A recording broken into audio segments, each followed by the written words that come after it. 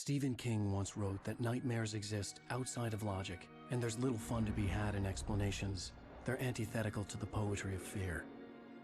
In a horror story, the victim keeps asking why, but there can be no explanation, and there shouldn't be one. The unanswered mystery is what stays with us the longest, and it's what we'll remember in the end. My name is Alan Wake. I'm a writer.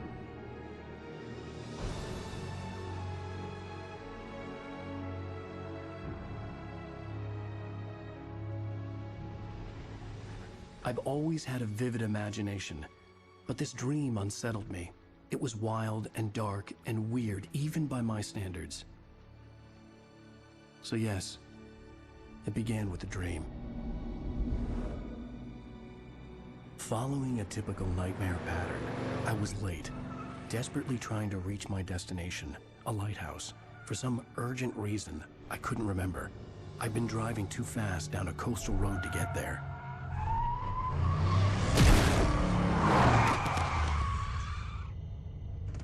I'd seen the hitchhiker too late.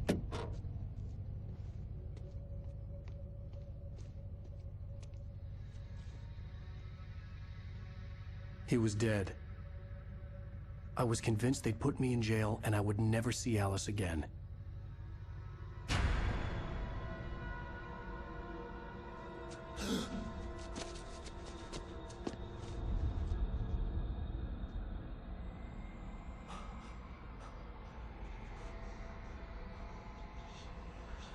Suddenly, his body was gone. I was in shock from the crash. I could hardly stay on my feet.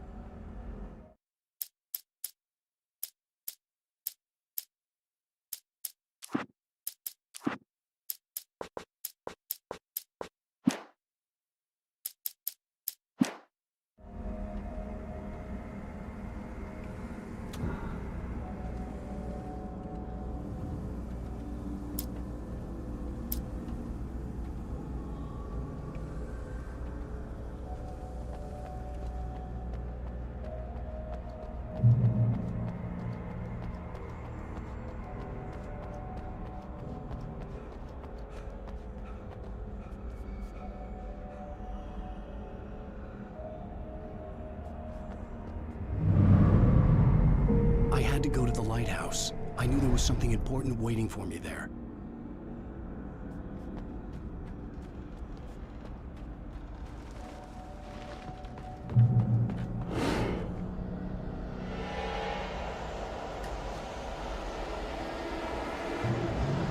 You don't even recognize me, do you, Ryder?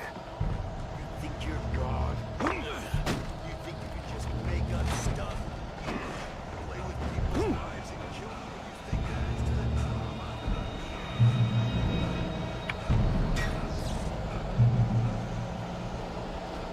You missed your deadline! Damn.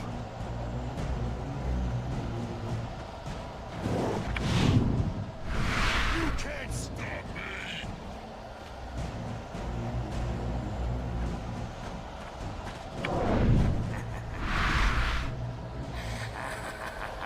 I realized that the hitchhiker was a character from the story I'd been working on. How does it feel to die by the hands of your own creation?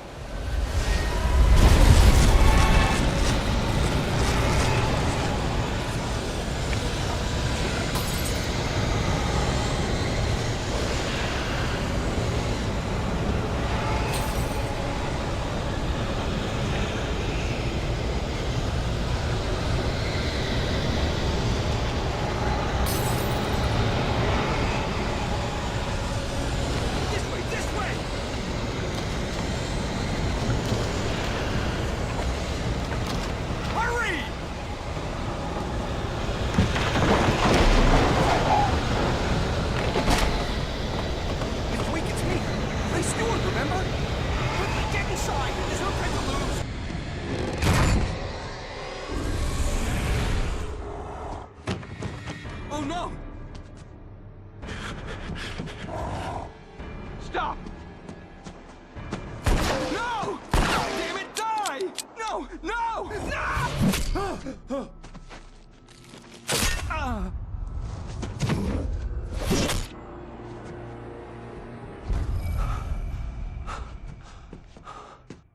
was trapped. There was no way out.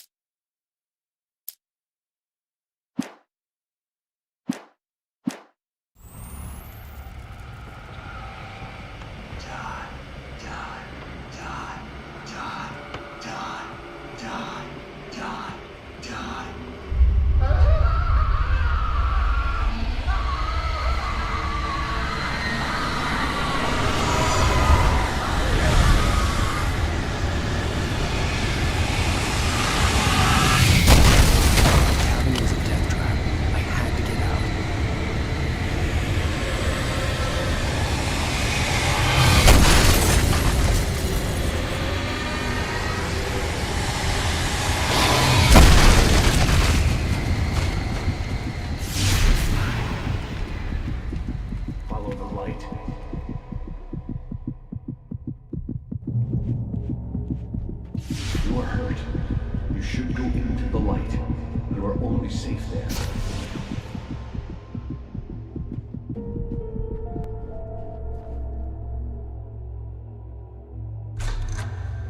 Well done. I have something important to tell you. It goes like this. For he did not know that beyond the lake he called home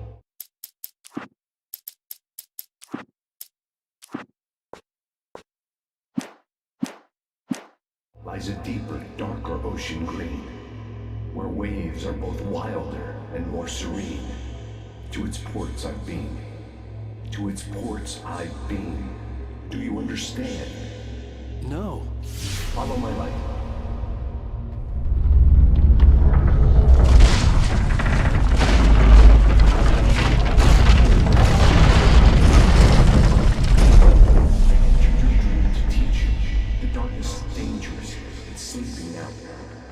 Feels you coming, it will wake up. There's no time. I can only show you the most important thing. The hitchhiker has been taken over by the dark presence. You can't hurt him now. The darkness protects him from all harm. Only light can drive the darkness away and make him vulnerable again. Here, take the light. Turn your flashlight toward him and burn the darkness away.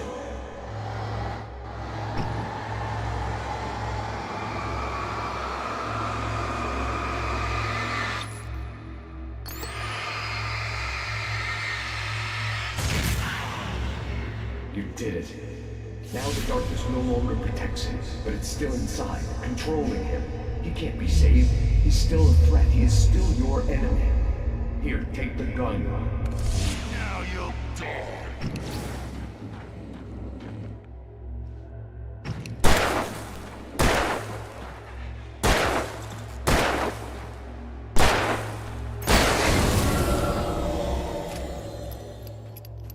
Good. You've done well. Remember what I've taught you. That is all. I will give you back your dream now. In the nightmare, a terrible darkness was taking over the world. The lighthouse was the last safe place on Earth.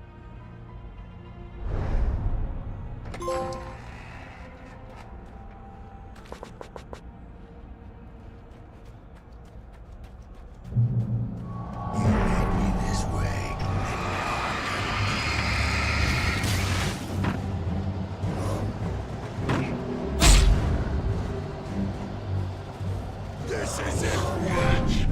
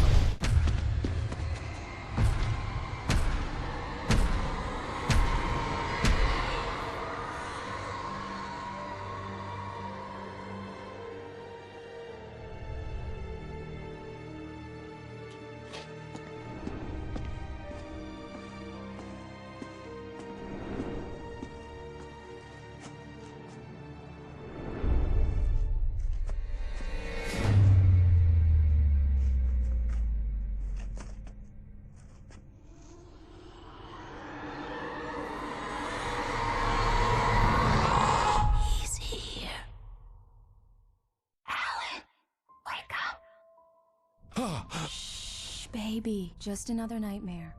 Everything's fine. You dozed off. Right.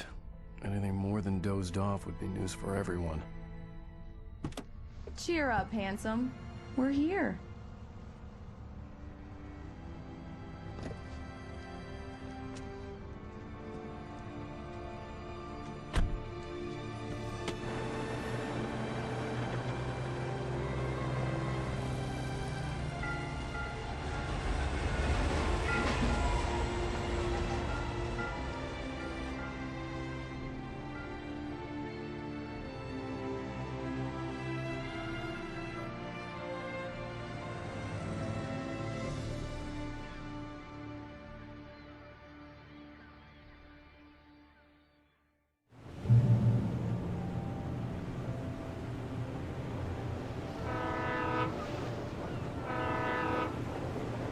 Let's act like we're on vacation. Go stand next to that old gentleman there. I want a shot of you with the town in the background. Sure. I'll even give you a title for the shot. A city boy, moments before he got eaten by a bear.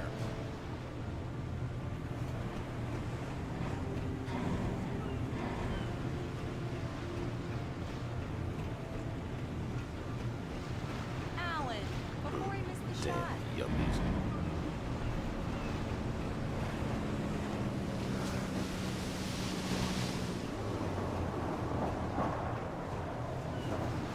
Hi. Hello there. You picked a good time to visit our town. Deerfest is just 2 weeks away. Deerfest, huh? Did you hear that, honey? You have a lovely wife. If you don't mind me saying. I'm Pat Maine, by the way. Nice to meet you. Yeah, I'm Alan Wake. I won't pretend I don't recognize a famous writer such as yourself, Mr. Wake. A pleasure. I'm an avid reader myself. I hope this isn't too presumptuous of me, but I'm the night host at the local radio station. Any chance I can get an interview? Look, Mr. Maine, I'm on vacation. In fact, I'd appreciate it if we could keep my being here just between the two of us. I'm sure you understand. Fair enough. You can trust me to be discreet.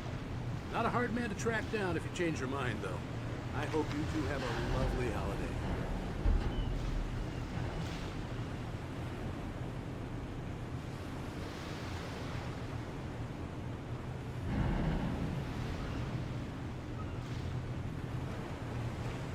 Very nice.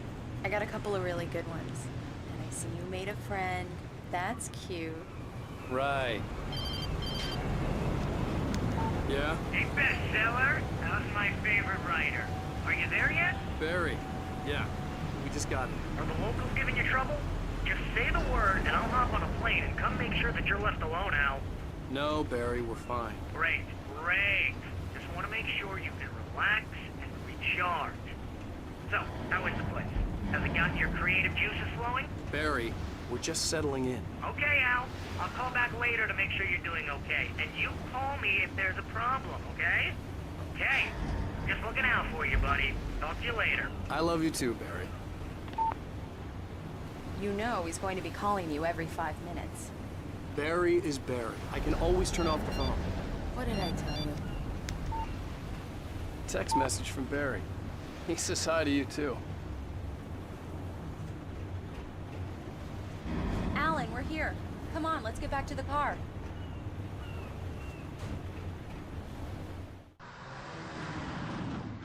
We need to stop at the local diner to get the cabin key from the landlord, a Mr. Carl Stuckey. He's waiting for us. I'll go fill her up while you get the key. I'll pick you up here in, say, 15 minutes? Sure. Alan, thank you for coming here with me. I love you too. Go on. I'll promise to behave.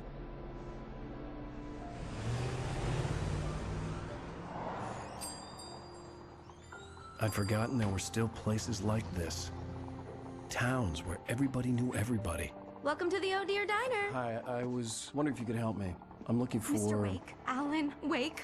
Oh, God, I am your biggest fan. I know people say that all the time, but I really am. I'm glad to hear that. Rose. Rose, I'm looking for Mr. Stuckey. Carl Stuckey? Carl? Oh, of course, Mr. Wake. He must have gone to visit the restroom. He'll be back in a moment. I can't believe it. I've got all of your books. I got the cutout from the bookstore when they took it out of the window. Right. So much for a quiet vacation. And you keep it here. Well, okay. Good for you. Do me a favor, Sonny. I could really use a tune right now. Coconut, number 6 in the jukebox. I'd do it myself, but both of my legs have gone to sleep. Bad circulation. Yeah. Are you serious? Coconut again? You disgust me. Call yourself a rocker. Unbelievable. Ah, it does that. Get stuck. Yeah, you need to give it a good solid whack. Now that's what I'm talking about, yes! This is it. I've died and gone to hell.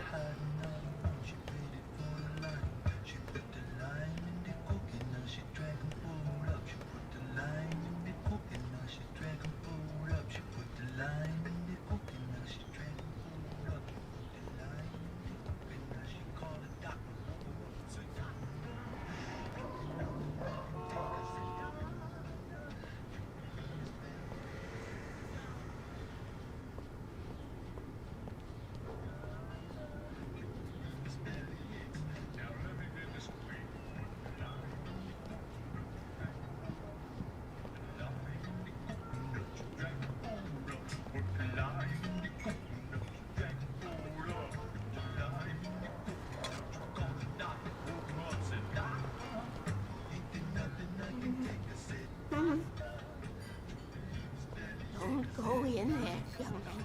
You can hurt yourself in the dark. I didn't want to wait. I wanted to find Stucky, to get the key and get out as soon as possible. The waitress was giving me a headache. Overeager fans always did. Hello? Mr. Stucky? Carl couldn't make it. Unfortunately, he was taken ill. But I have the key for you and instructions on how to get to the lake. Okay. I wish you a good stay in my cabin. I'll come by later to check how you've settled in. And to meet your wife. I insist. Thanks.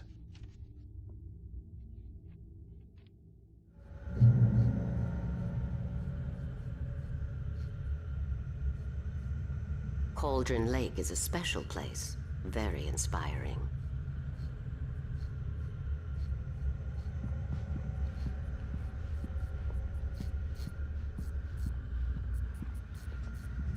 You got lucky this time, young man.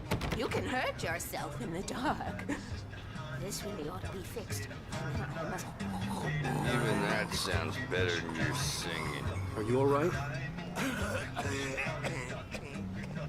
The Andersons, they're, local musicians. We're waiting for Dr. Hartman to come pick them up.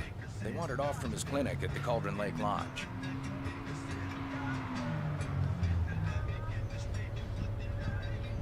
Bye, Mr. Wade. Mission accomplished. The key and the directions. My hero. I got some flashlights, just in case. Hey, wait! Mrs. Wake! Your keys!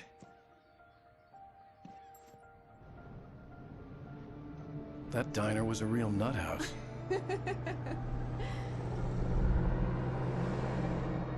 Can you believe this place?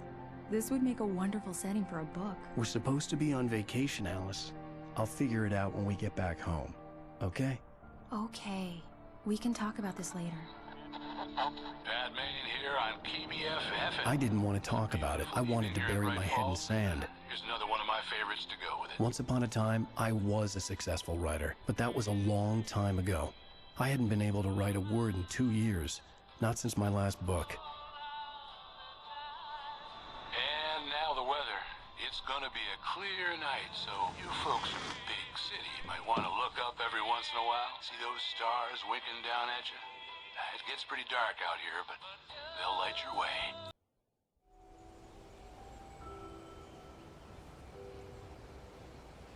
Wow. It's gorgeous, Alan. It's something, all right. Don't worry, honey. I'll get you inside safe and sound before it gets dark. And I've got the flashlight. I know. I'm okay. Alice had a phobia, the fear of darkness. I wanted to make sure we were inside with the lights on before sunset.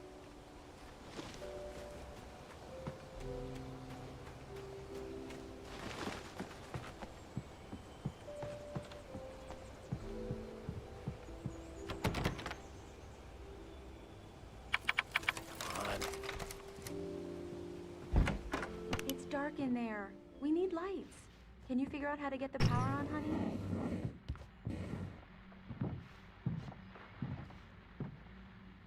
Hello? Anyone here? A shoebox filled with books by Thomas Zane sat on the shelf. I'd never heard of him before.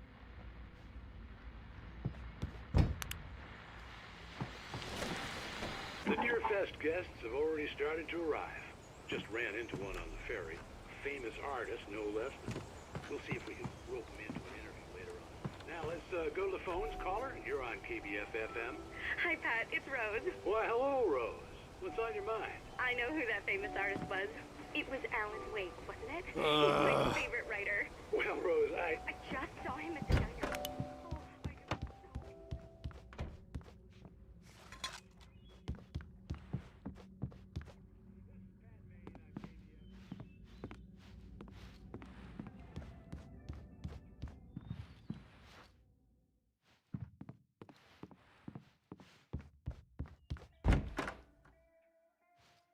For a moment, the oppressive feel of the nightmare I had seen on the ferry returned. Damn.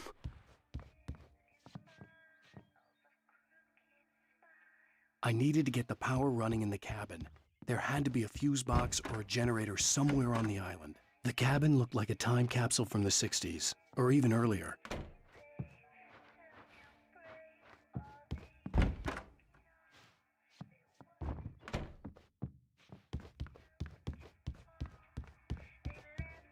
The power cable goes to that shed over there.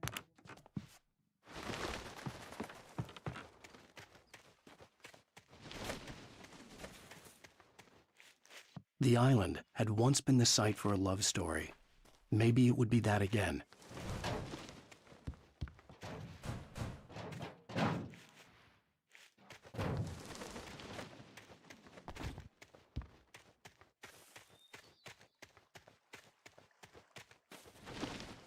An old generator had been connected to the power cable.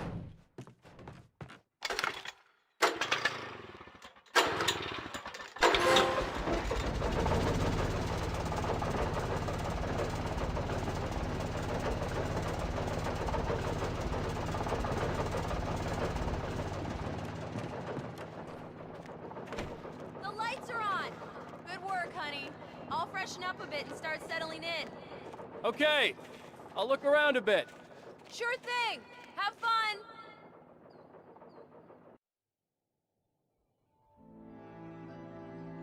It was a beautiful place. I told myself I could rest here, sleep here, and forget about my work.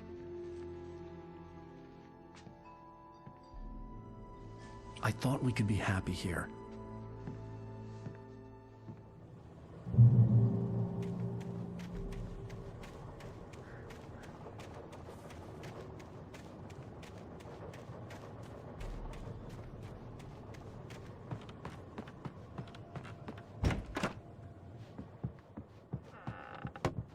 Alice? Honey?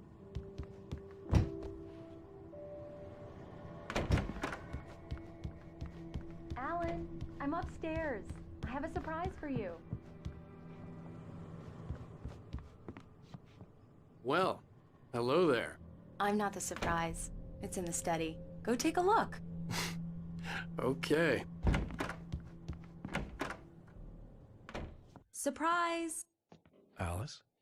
What is this? I guess I have a small confession to make. I thought maybe you could write here that a change of scenery would get you past... Damn it, Alice, you... Everyone Hey, just hear me out. There's a local doctor, Dr. Hartman. I read a book of his. He has a private clinic here.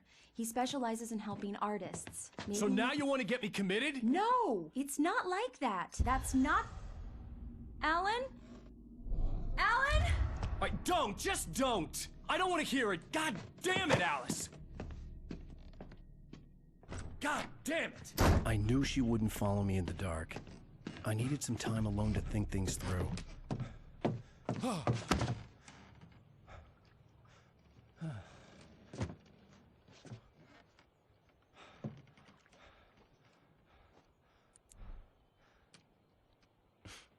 Damn it.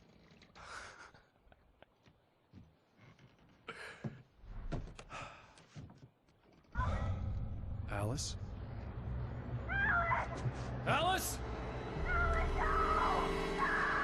Alice! The cabin had gone dark. All the lights were out. Alan! Where are you? Help! Alice, I'm coming! It's all right, I'm coming! No! Alan! What the hell? Help me! Alan! No! Alice? Alice?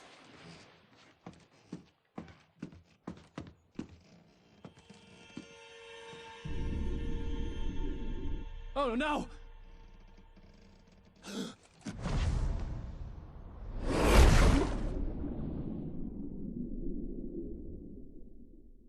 Keep going, Alan. Wake up. Alice?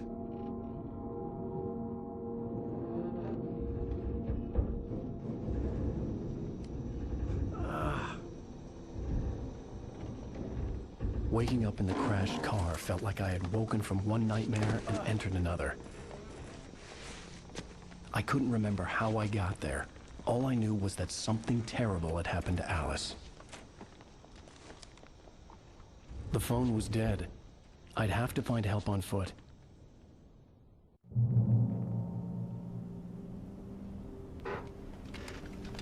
Among Alice's things was a book, The Creator's Dilemma, by a Dr. Emil Hartman. Seeing the book brought back my fight with Alice. I didn't like it, and I didn't like the guy's smug face on the cover either.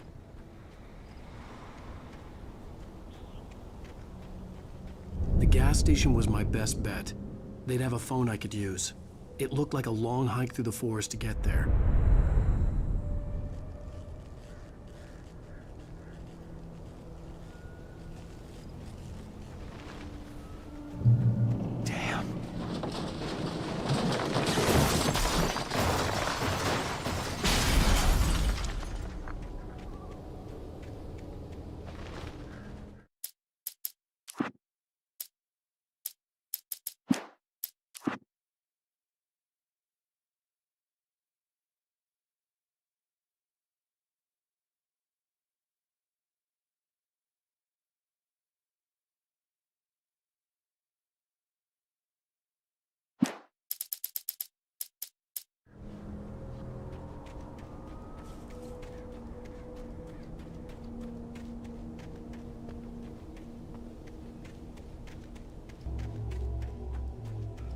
Hello?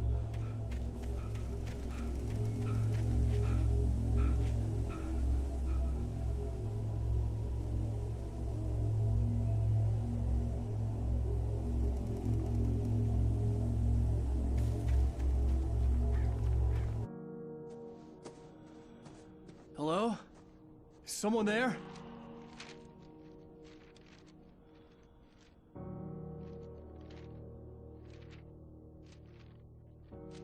The loose sheets of paper were pages from a manuscript entitled Departure. That was the name I planned to use for the next novel I had never gotten started. I was named the author. I hadn't written it. I couldn't remember writing it. In the scene on the page, the hero was attacked by an axe murderer in the woods at night.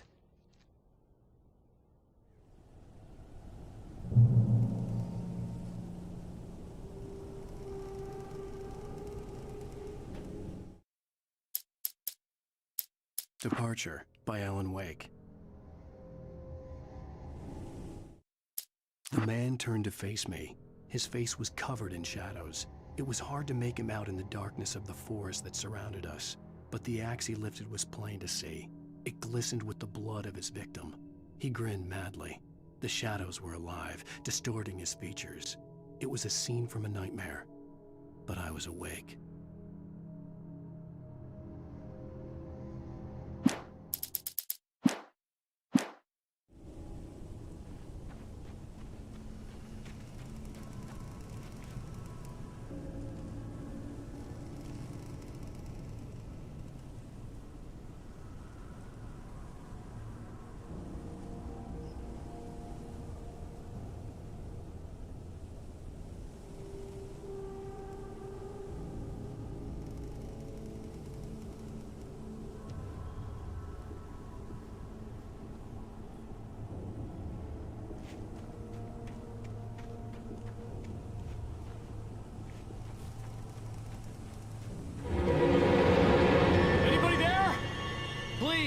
I've been in an accident!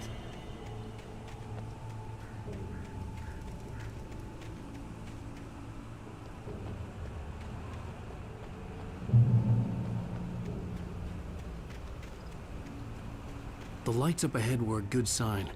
Maybe I wouldn't have to hike all the way down to the gas station to find a phone.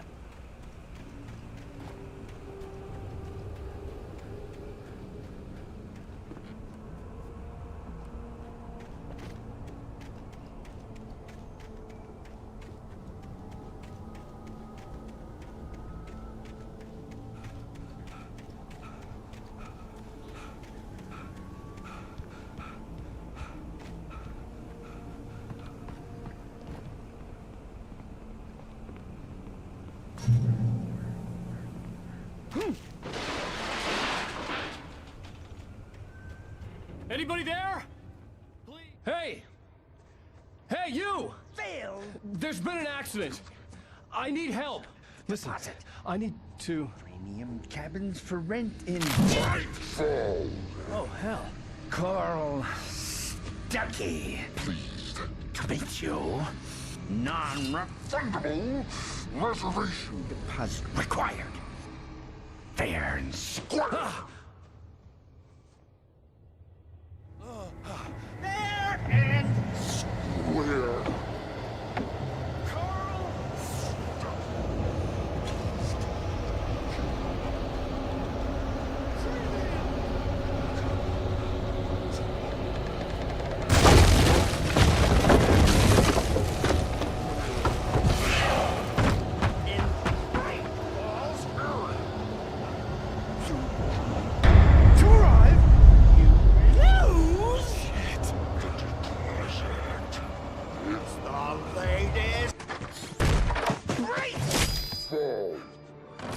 I had to figure a way out of this. Any second now, and Stuckey would be knocking on the door with his axe like Nicholson in The Shining.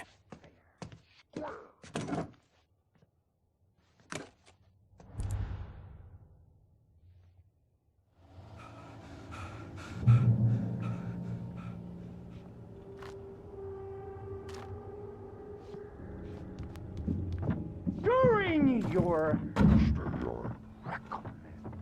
trying walking. It's the latest thing in yes. Great Falls Sheriff Station. Hello? Hello? One stone. The spirit.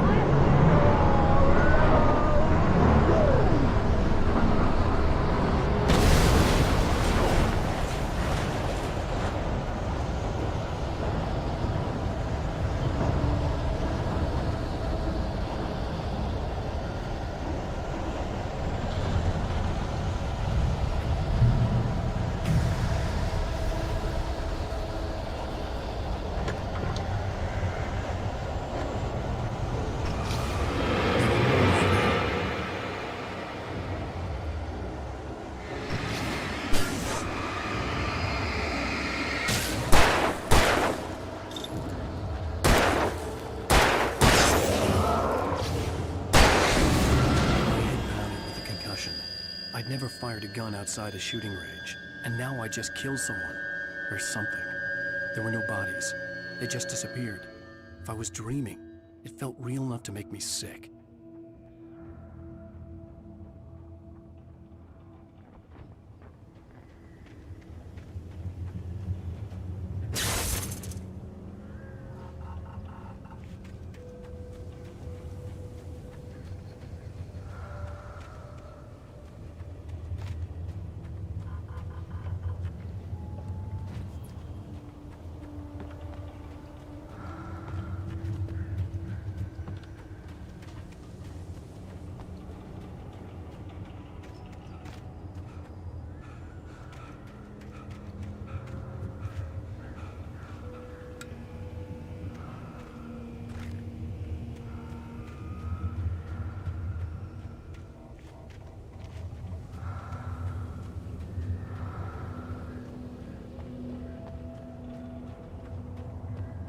Eerie hand-painted graffiti was revealed by my flashlight. Someone had hidden a chest of supplies near it.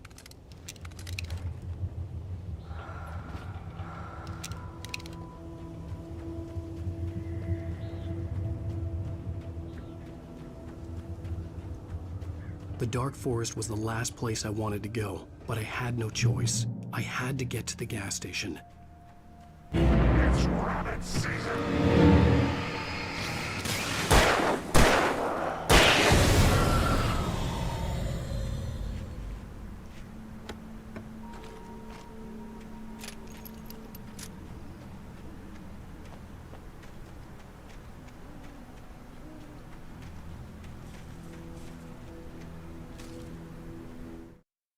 Rose knew she had been gushing, but right now, she didn't care. Rose knew she had been gushing, but right now, she didn't care. As far as she was concerned, her brief meeting with Alan Wake was literally the high point of her life. She watched as he got in the car with his wife. She was pretty, confident, at ease with Wake. Not like Rose. They were perfect for each other. She'd have given anything to be called their friend.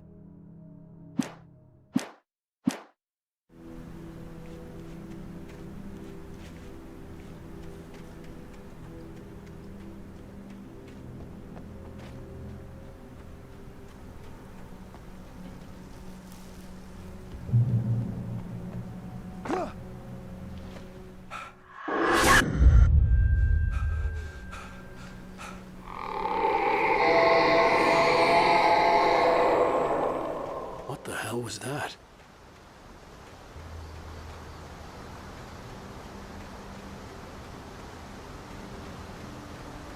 When I saw the river below, something uncoiled itself inside my head. I realized that I'd have to find a way across. I didn't even want to look at the water.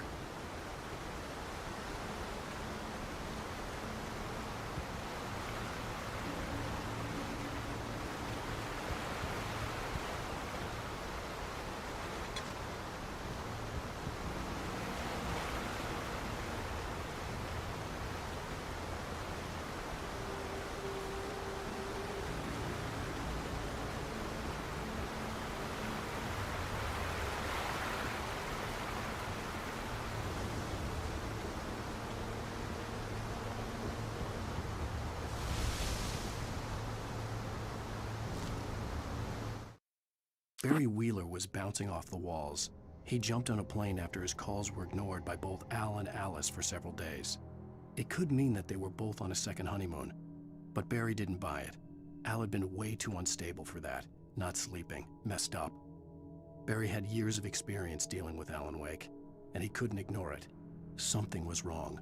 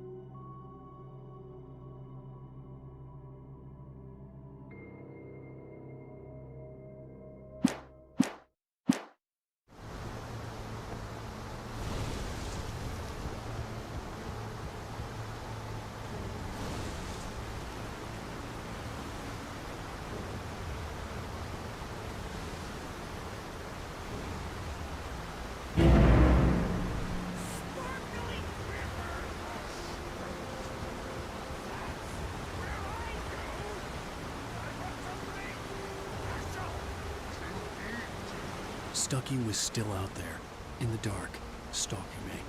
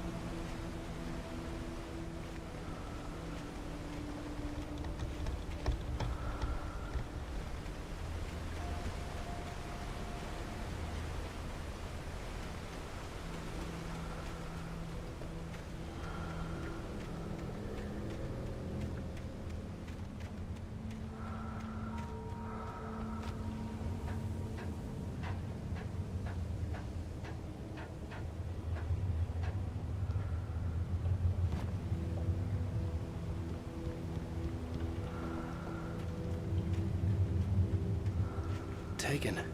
They're taken.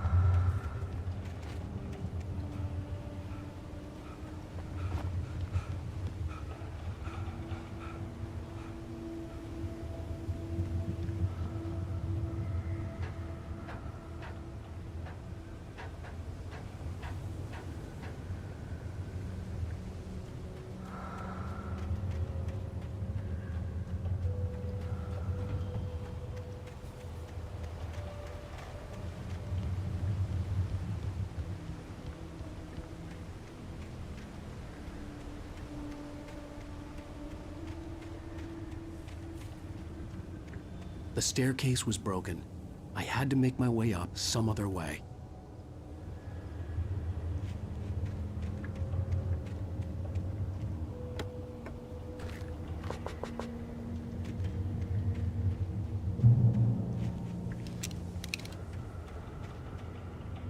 There was no power. There was bound to be a generator somewhere at the logging site.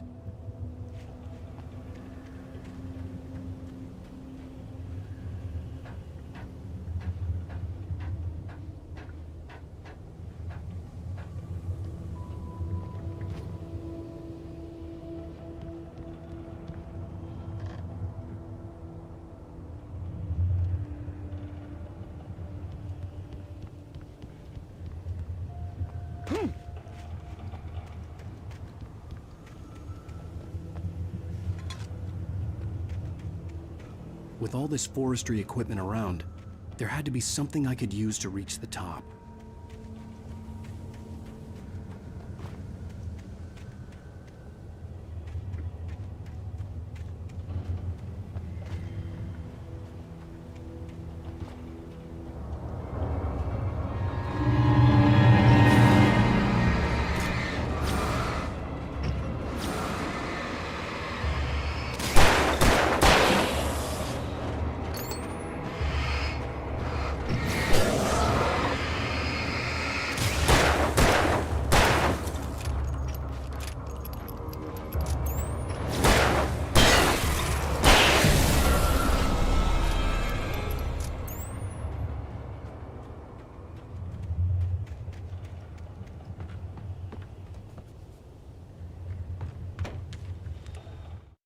I heard them before I saw them, swooping down from the sky and screeching as they came. I spun around just as the cloud was upon me. For an instant, I stared into 100 dead eyes, black pearls glittering in the darkness. I raised the flashlight and the swarm exploded like fireworks. Feathers burned, turned into ash. I couldn't hear my scream above theirs.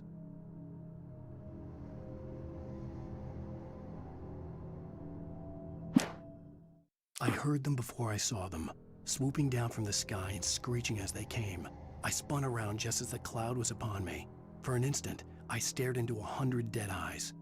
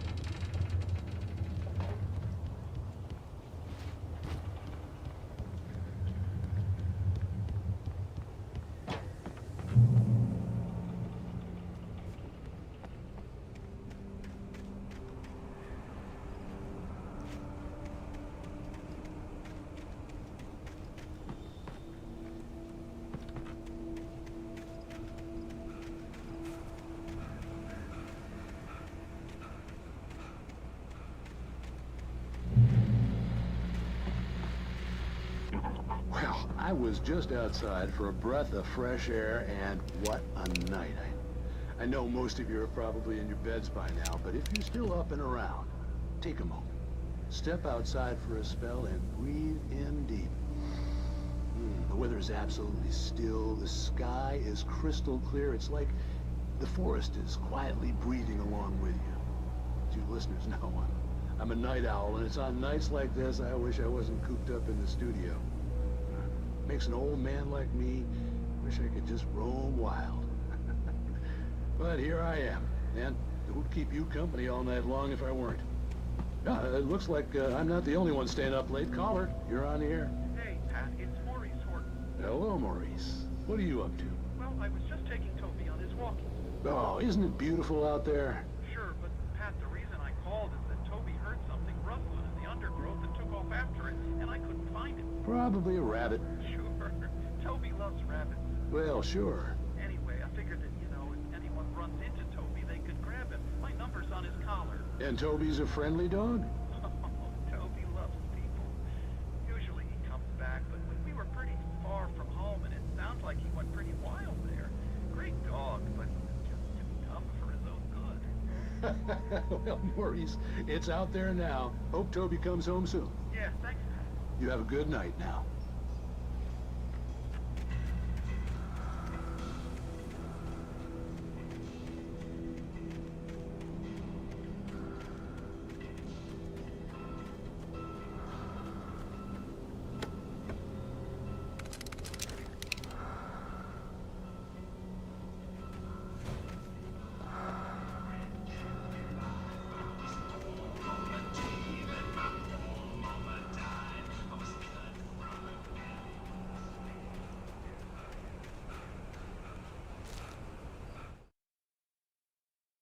At first, I kept finding the pages as if by accident.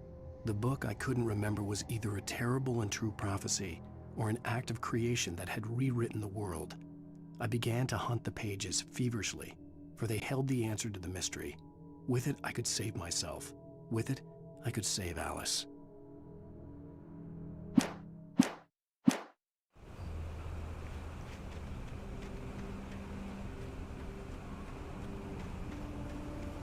The gas station was closer now, its light welcoming in the darkness. The best dogs in the state. Belly Burster is the best with no cuts. Monster dog. Second best. The famous dog is...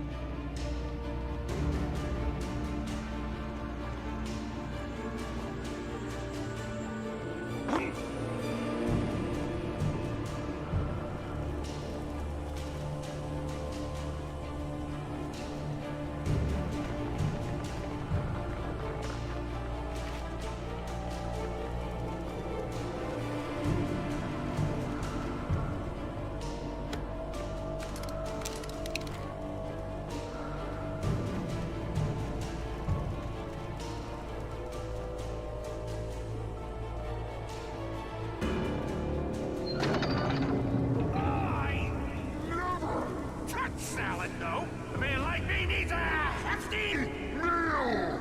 That's for the day.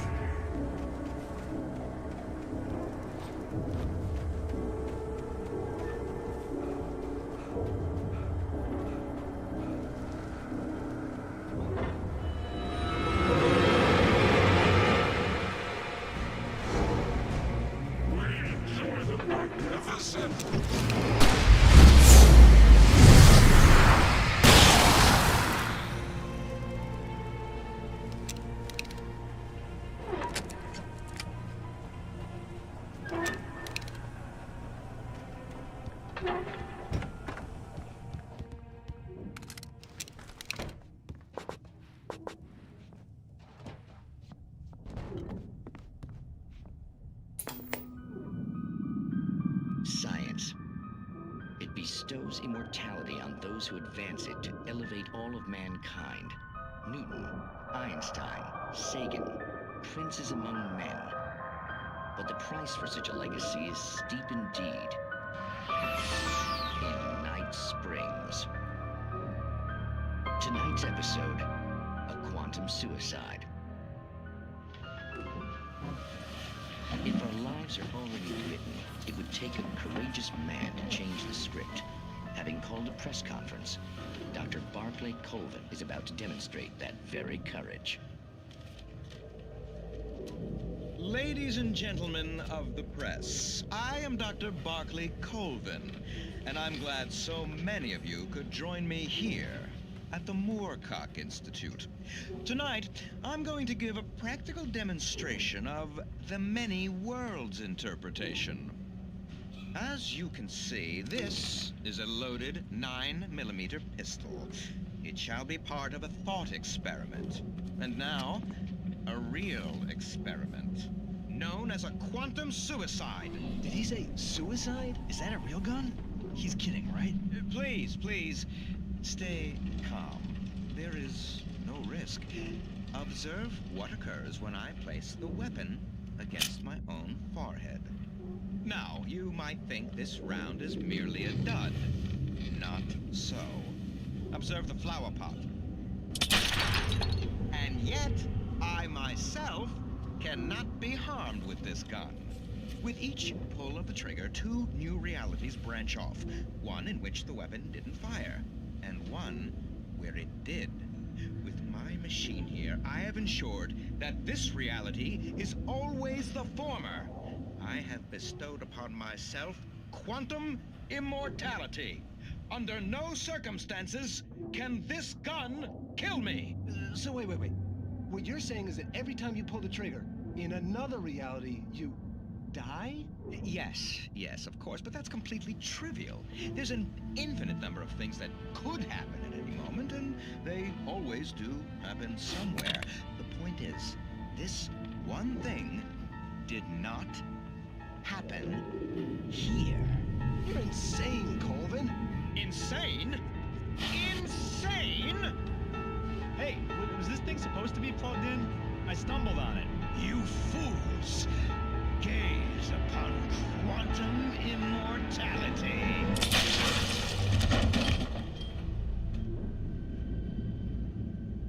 Poor Dr. Colvin, felled by his own hubris or the ignorance of the masses. Perhaps he should have left the crate unopened, the decaying atom unobserved. Curiosity often kills the cat. Night Springs.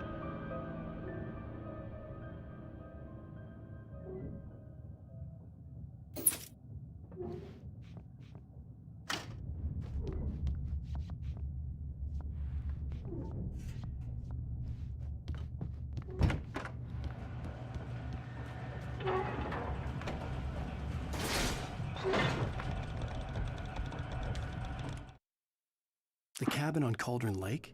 She asked. The sheriff looked at me suspiciously.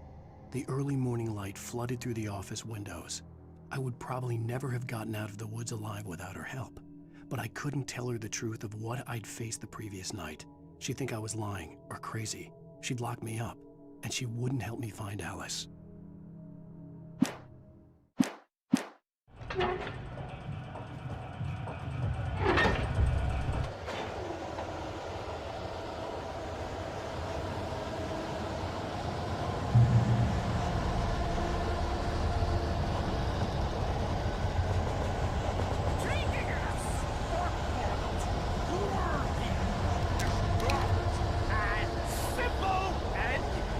As you might be.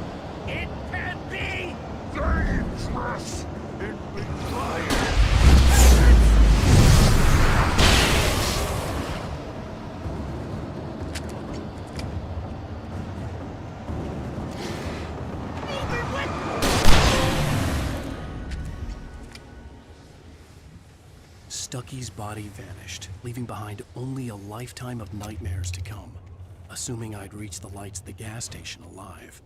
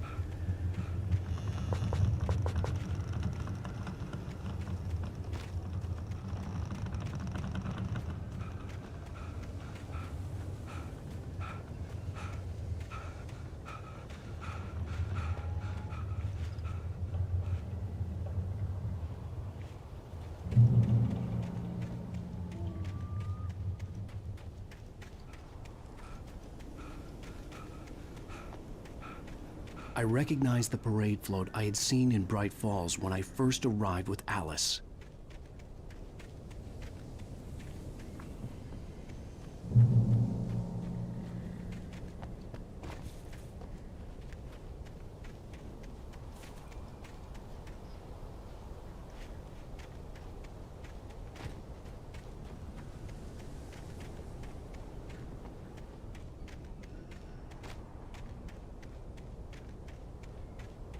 After the insanity I had just experienced in the darkness, the lights of the gas station felt comforting.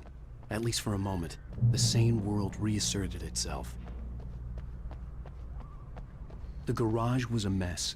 It looked like someone had trashed the place, or that there'd been some kind of fight. I'll write. I'll keep writing. Outside, there's only darkness. Outside the cabin, outside the story, there's only darkness. I can feel her presence in the dark. Just now, I could smell her perfume in the room. I'll reach her, I'll fix it up. I'll bring her back. The story will come true. If I stop, she's lost. I don't believe this. It'd been me on the TV, talking crazy. Was I losing my mind?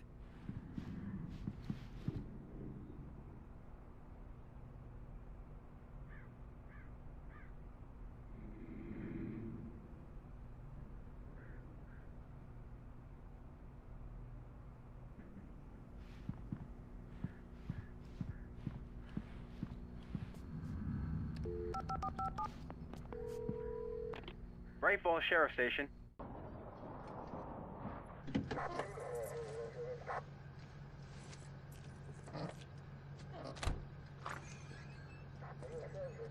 Oh, thank God, Sheriff. Sheriff Sarah Breaker. You are... I'm Alan Wake, but listen. I was in a car crash. My wife, Alice, she's missing. Calm down, Mr. Wake. We were staying in a cabin on the island, on Cauldron Lake. There's no island on Cauldron Lake. Not since the big eruption in the 70s. Please, I can take you there, okay? You look like you've taken a pretty bad knock to the head. Are you okay? Listen. We'll figure this out. Please get in the car. We'll swing by the lake and then we'll go to the station, okay? Mr. Wake, have you seen Stucky, the guy who owns this place? I realized I couldn't tell her what had happened in the forest. She wouldn't have believed me. And then she wouldn't have helped me with Alice.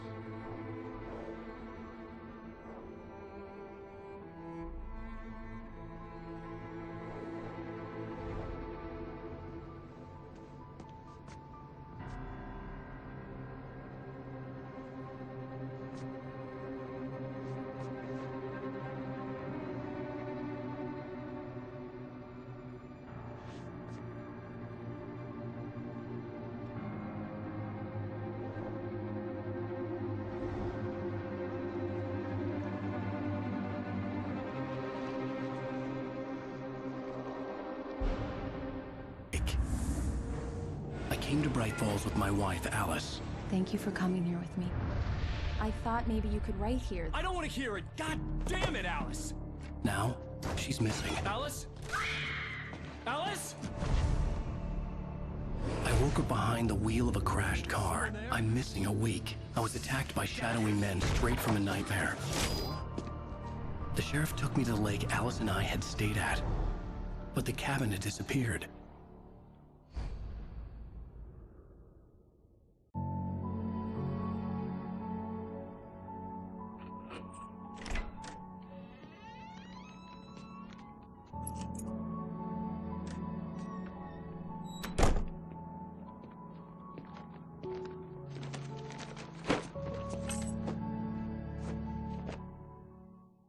Honey, I'm home. Back here, sweetie. How was it? Worst weather I've ever seen.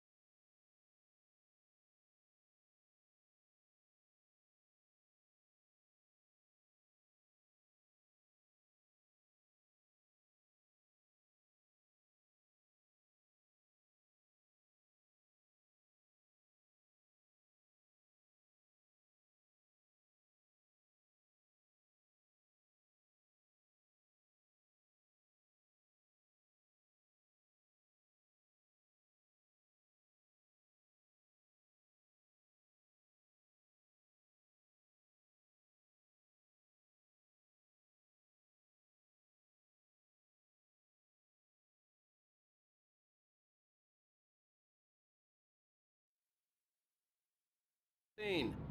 You should put some coffee on. It'll warm you up. Hey, handsome. This is gonna be a long night, but these shots are turning out great. I guess you're gonna need that coffee then. I'll go put it on.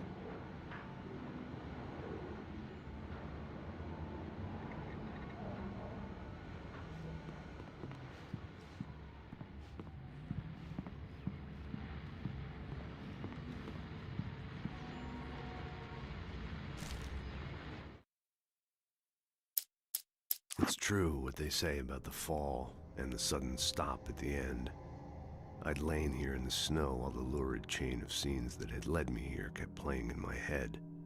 A rerun of my own private snuff movie. A memory of my corpse. Alone at my own wake. Thinking in metaphors again.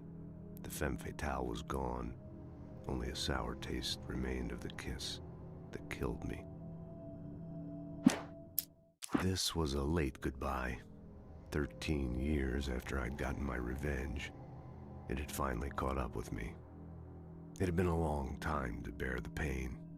My blood painted the snow red.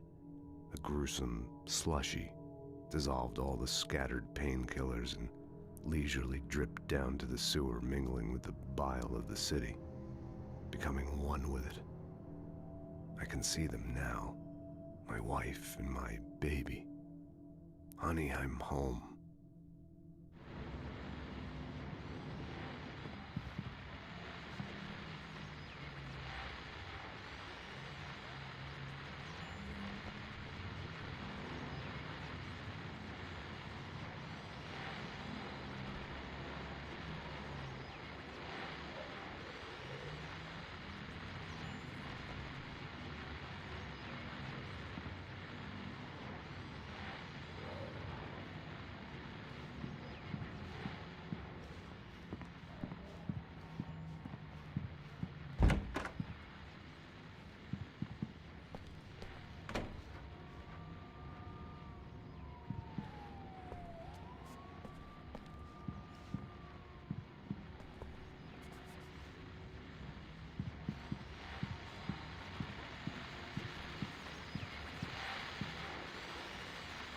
The continuing freezing rain and heavy snowfall have necessitated a winter storm warning in the entire tri-state area. People are advised to stay indoors as many roadways are already closed, and city officials are not expecting snow crews to keep up with the weather. We're now on the third day of the blizzard, and the weather is not expected to clear up anytime soon.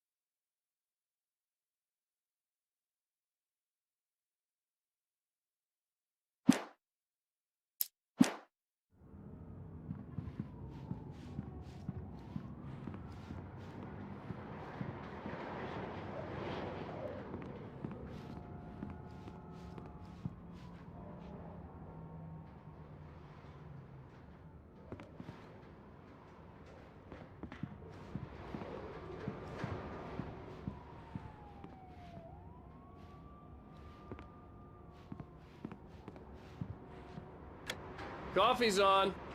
Great, thanks. I'll need it if I'm gonna finish this by tomorrow.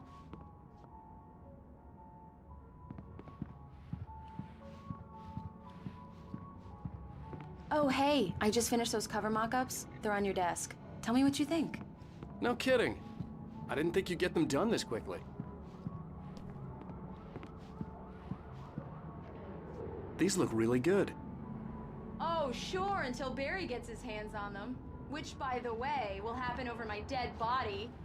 The last time was the last time. Oh, and speaking of Barry, he called. Alan! Alan, please check the fuse box. I'm right here. I'm on it, honey. Please hurry!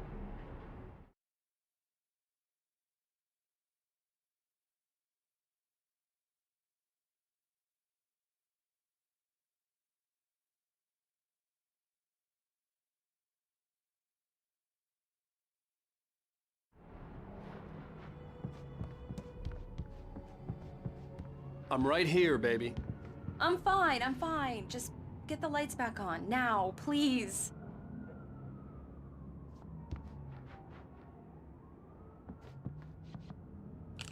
Honey, it's a power outage. I've got the flashlight. Okay.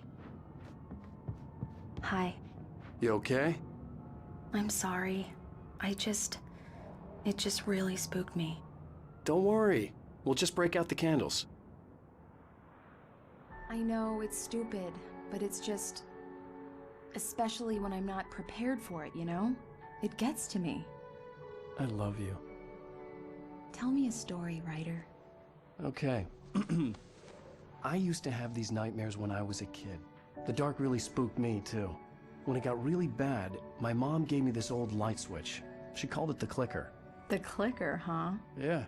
If I ever got scared of the dark, I could just flip the switch and a magic light would scare the monsters away. Oh, sure. Here it is. Alan. Maybe it'll help you, too. Yeah, nice story, writer boy. You made that up right now, didn't you? No. Seriously. I love you, even if you are a liar. Thanks for this.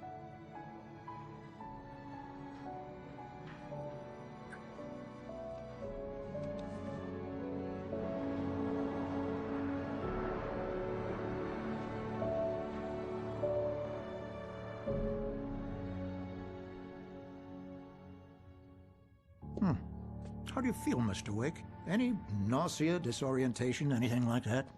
Mr. Wake, how are you feeling? I'm okay. My head's fine. I had to lie about my headache and memory loss. He'd send me to a hospital for tests. I couldn't leave without Alice. Very well. I don't think you have a concussion, but you've obviously been through quite a shock. You should take it easy for a couple of days. Thanks. Well then, Mr. Wake, we're done here. If the pain gets any worse or you experience any other symptoms, you should come see me. I'll let you get on with it then. Sarah, Sheriff Breaker, is waiting for you. She's very good at her job. I'm sure she can locate your wife in no time. Doc Nelson was the image of a small-town doctor. Sheriff Breaker had called him to the station to take a look at the cut in my head. I'm sorry you had to cut your morning fishing short for this, Doc. Oh, she's a beauty, ain't she? Not the biggest I ever caught, if you can believe that coming from an old fisherman like me, but she's right up there.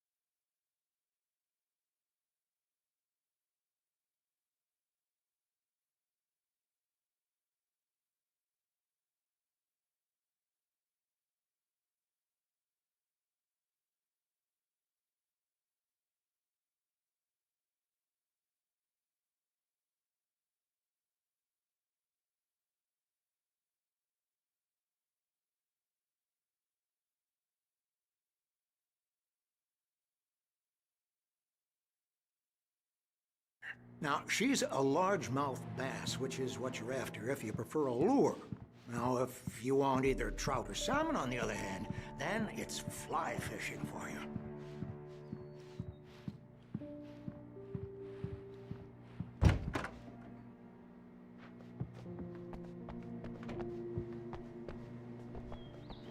Thank you for testing the lights, Miss Weaver. Everything seems to be fine. I don't have the luxury of being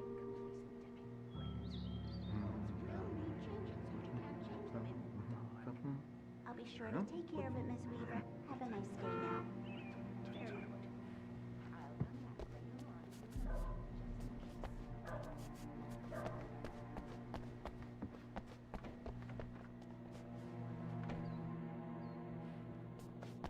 Mr. Wake, the sheriff is waiting for you in her office down the corridor. That was Cynthia Weaver. I guess you can call her the town eccentric. Alice was missing. I needed help to find her.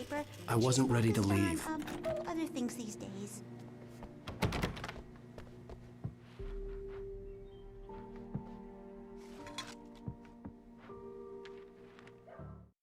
Alice looked through the viewfinder, lining up the shot. Cauldron Lake was breathtaking. Something caught her eye. A figure standing in the shadows behind the cabin, like a thin woman in a black dress. She lowered the camera and looked again. No one there. Just a collection of bushes that looked vaguely human-shaped. She shook her head and laughed.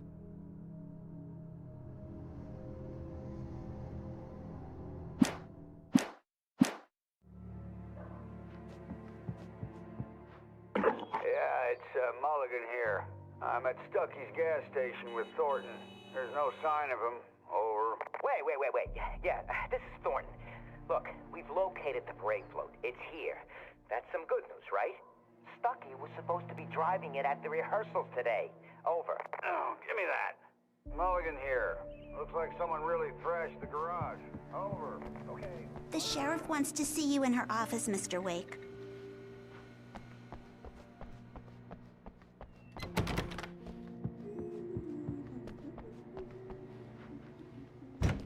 Come in, Mr. Wake. Your phone's on the desk. The battery was dead. It's charged now. Have you started looking for my wife yet? My men are already on it. Now, can you tell me what happened? I'm not sure. I can't remember. We were arguing. I walked out of the cabin. The cabin on Cauldron Lake? How did you end up at Stucky's gas station? I wanted to tell her what had happened last night, but I couldn't. She'd lock me up. Excuse me.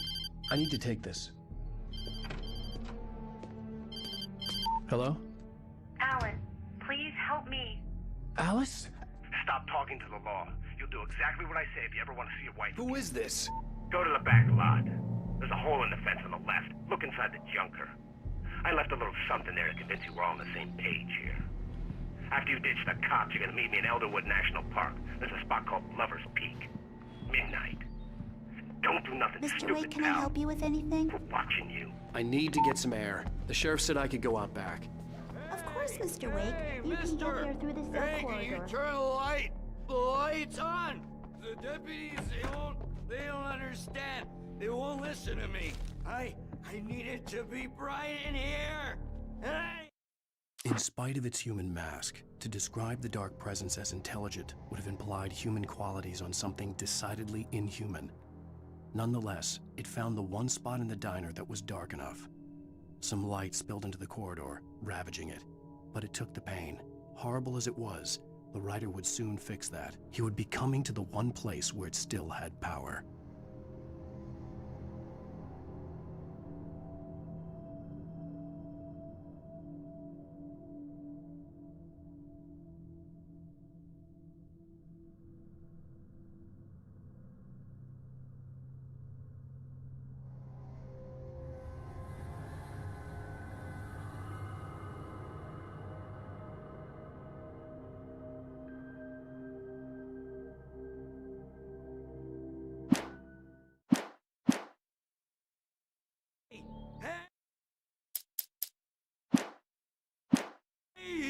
Can you help me?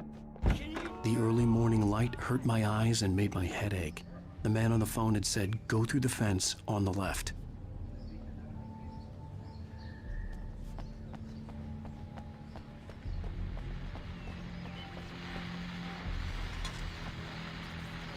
Well, folks, it's been another long night, and it's about time for me to sign off for a while. God knows I need my beauty sleep. Just one more item before I go. It's been a busy night for the Sheriff's Department. We've had a few broken windows, even a report of shots fired on Main Street. Deputies Mulligan and Thornton had to deal with two intoxicated young men who were celebrating the completion of their Deer Fest float. Now, folks, we get this every year. I know it's exciting, the big day's almost here, but let's save it for the proof.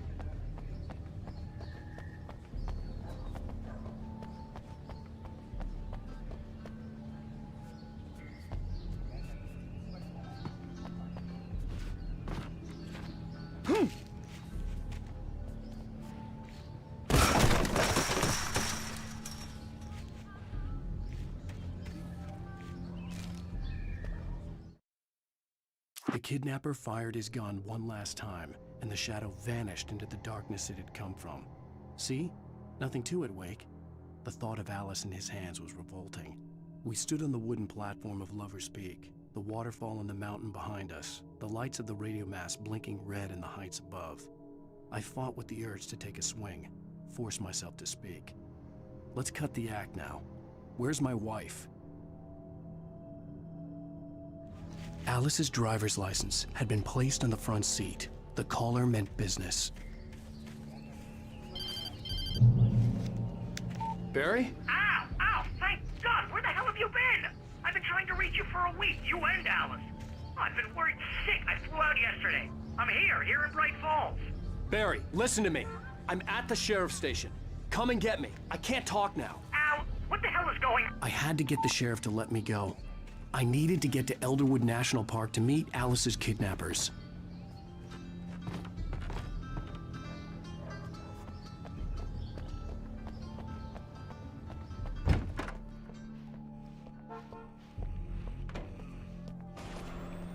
A writer is a light that reveals the world of his story from darkness, shapes it from nothingness. The way a sculptor carves a statue from a block of granite. If I stop, the world I'm making dies. Darkness will reclaim it. It's a long, hard journey into the dark. Alice's life is at stake, but I can't think about that, or I'll lose it. The dread lingers at the edge of perception. I'll push on. Anything is possible here. I'll write the story. I'll save her. Marvelous, Sarah. I just wanted to settle all the damage the Anderson brothers might have inadvertently caused on their recent... Are you feeling any better, Mr. Wake? I'd like to leave. Am I free to go? Well, we still need to talk about... Am I under arrest?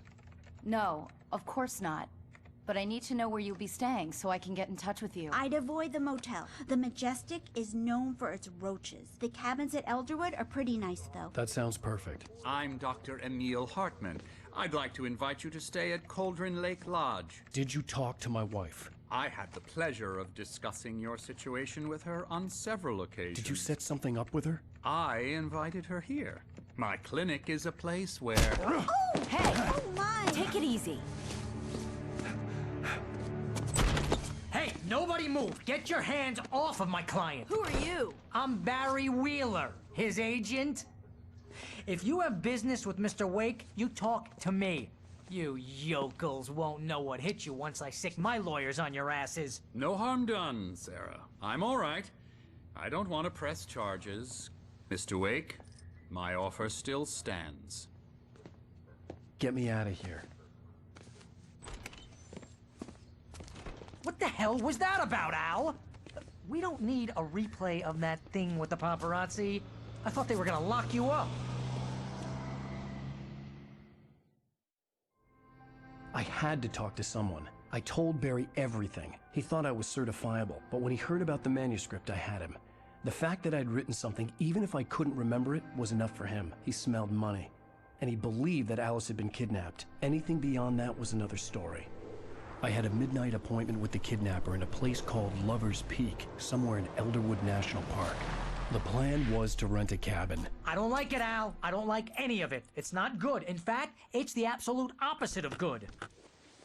Mr. Wake! Barry, you found him. Hi, Rose. Oh, wow. I was just thinking about you, too. Great. I was just bringing Rusty some coffee. He's on the balcony, looking after Max. Poor thing. I really need to go. Great to see you again, Mr. Wake. Later! Who's Max?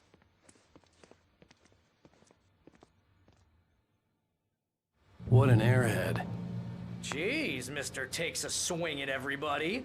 This is not her fault. She's a very nice girl and, more importantly, a fan.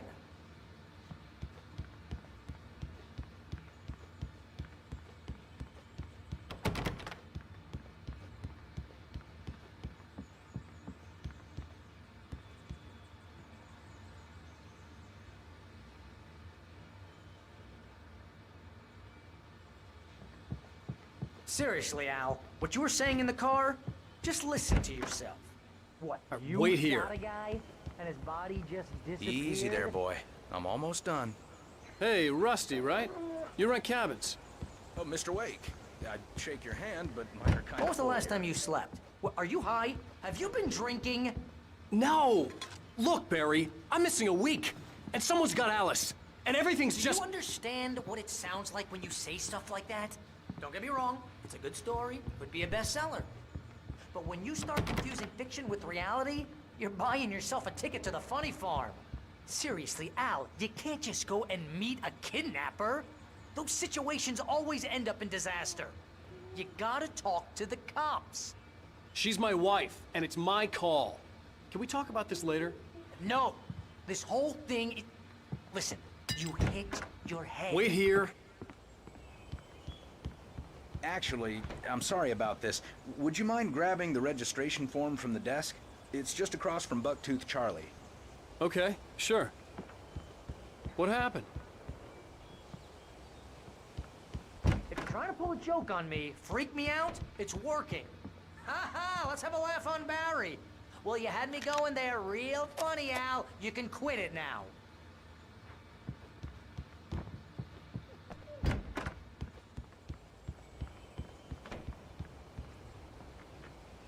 I think this is the form you wanted. And here are the keys. Okay, you're all set, Mr. Wake. Glad to have you staying here. Thanks. Can you tell me how to get to Lover's Peak? Oh, sure. It's at the end of the nature trail. Just follow the paths, you'll get to it eventually. It's an easy walk. Nice spot, too. If you have any trouble finding it, just keep your eyes on the radio mast. It's right below that. Oh, and hey, if you take a walk in the woods, watch your steps so you don't end up like Max. I guess I'm a little worried. We got a bunch of campers out there we haven't heard from. It's not like these people are on a schedule, but with the traps, well, you know. I just don't want any trouble. Right, thanks.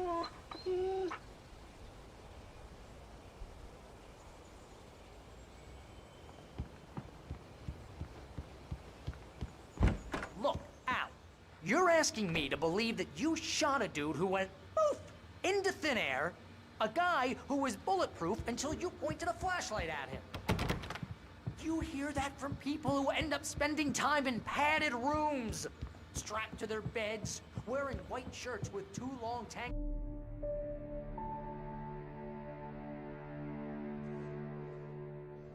That's just crazy talk, Al. Al. Al?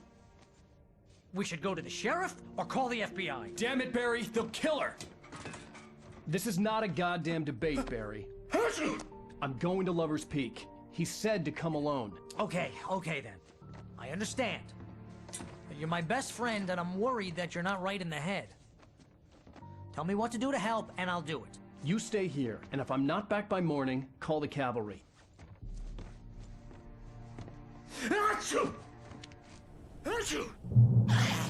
Just be careful with the natives, Al.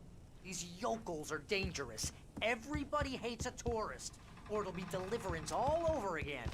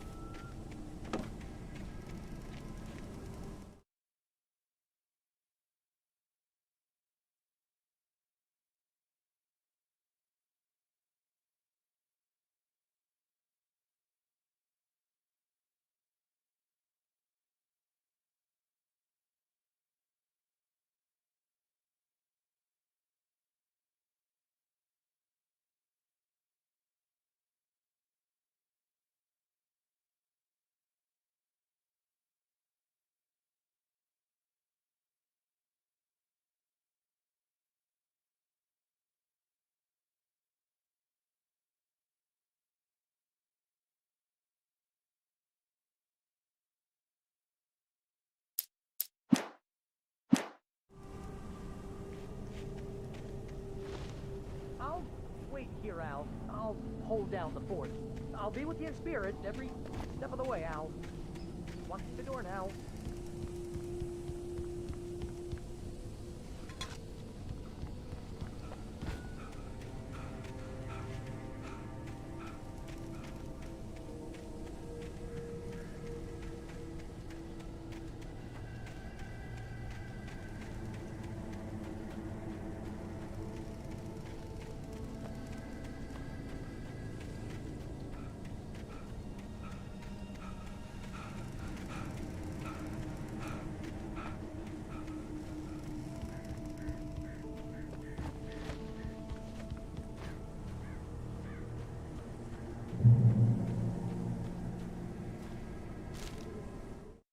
Barry had never gotten along with Alice, but he knew Alan loved her with an almost frightening intensity.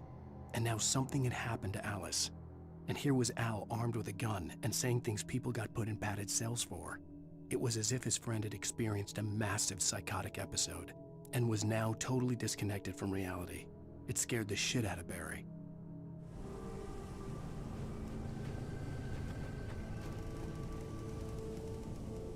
Barry had the keys to the car he rented. Wasn't a long walk to the visitor center, and it wouldn't be any use to me in the forest. I knew I should have gone to the cops. This wasn't the smartest thing I'd ever done, but I was still angry with Barry for trying to talk me out of it. These people had called me right in the sheriff's station. The cops wouldn't scare them, and they had Alice.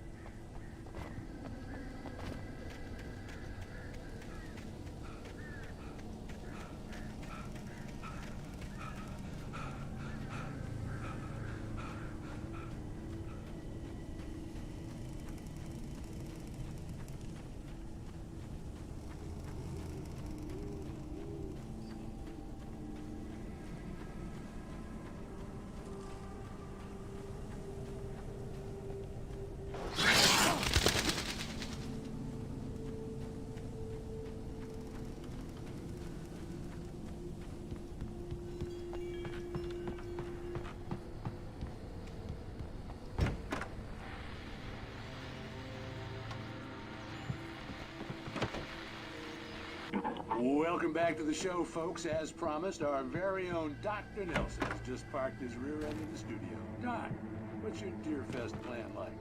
My plan? You make it sound a lot more organized than I ever seem to manage.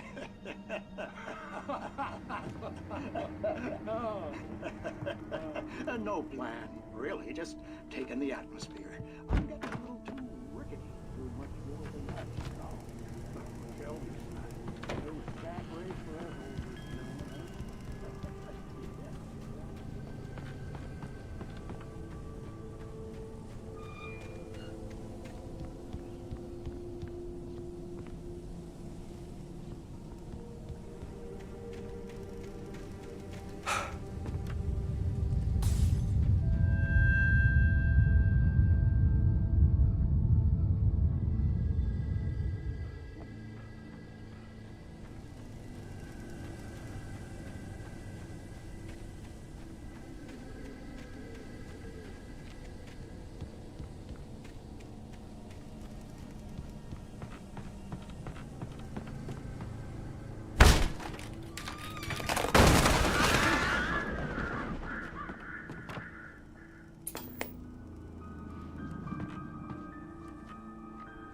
Crime and punishment.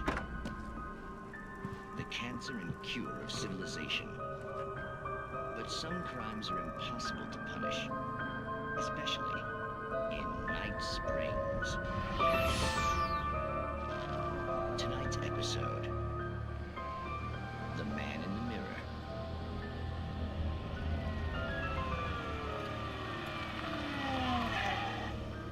He's inside, Agent. He's a weird one. So, you're confessing to killing that guy, huh? Why? Had it coming? Yeah, but why would you do that? I mean, you're a nice guy. Normal.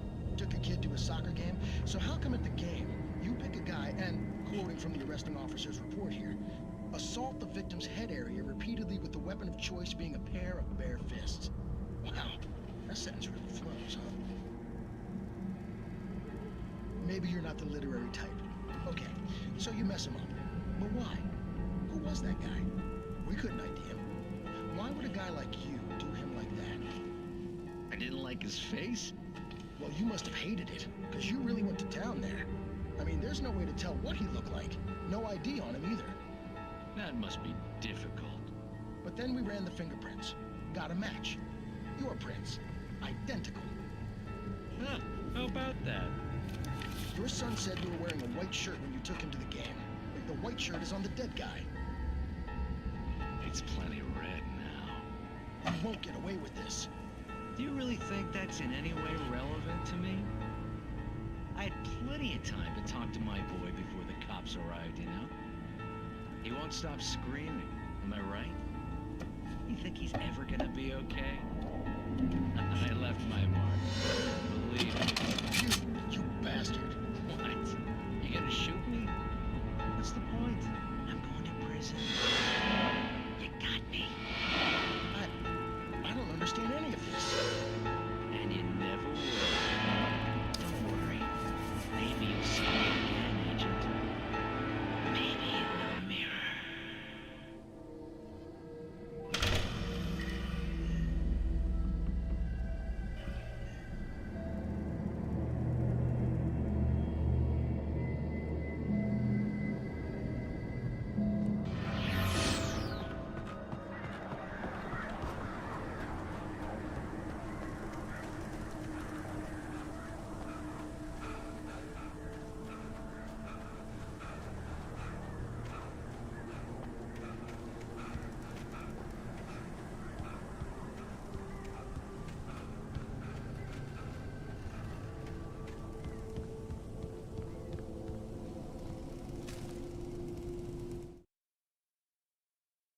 Rose knew that Rusty was in love with her, and she liked him too.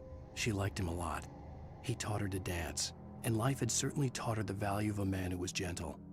He treated her well, made her smile, made her feel good. But Rusty wasn't the prince of her dreams, and that tended to underline the unbearable truth. She was no closer to that Hollywood magic than he was.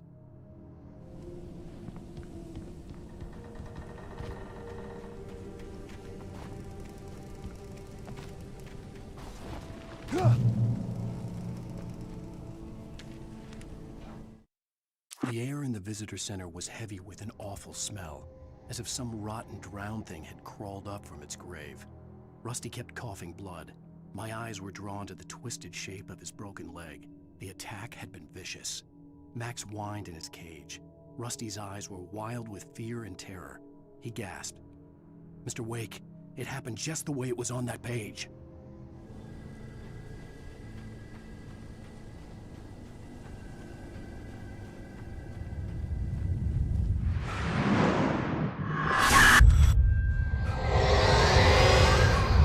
Vision left me weak.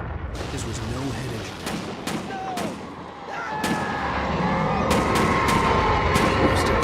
Damn. Rusty, hang on! Oh God! I'm coming! Please, help me! Anybody? Help me! Help me!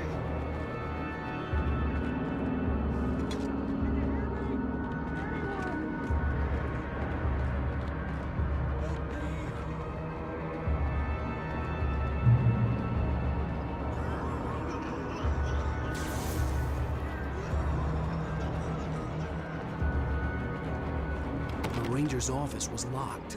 I'd need a key to get in.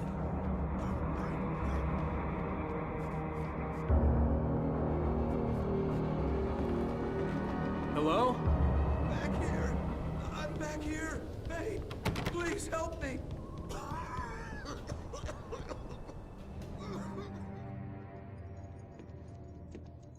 Mr. Wake? Oh, hell. It happened just the way it was on that page. I found. Came true. It knew. So dark. It'll come back for me. You must... The lights. In the office. I have the key. Okay, Rusty. Hang on. I'll be right back. Whatever did this couldn't be far. Rusty had found a page from the manuscript. It would help me understand what had happened.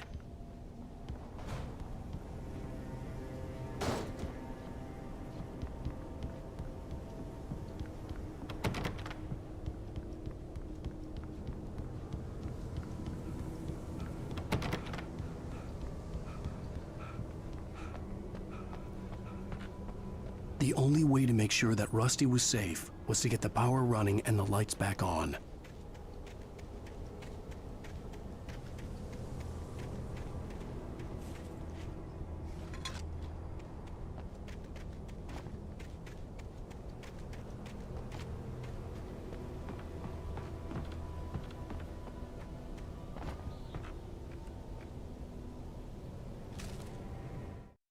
The visitor center was sturdy, but the impact turned the front of the building into splinters.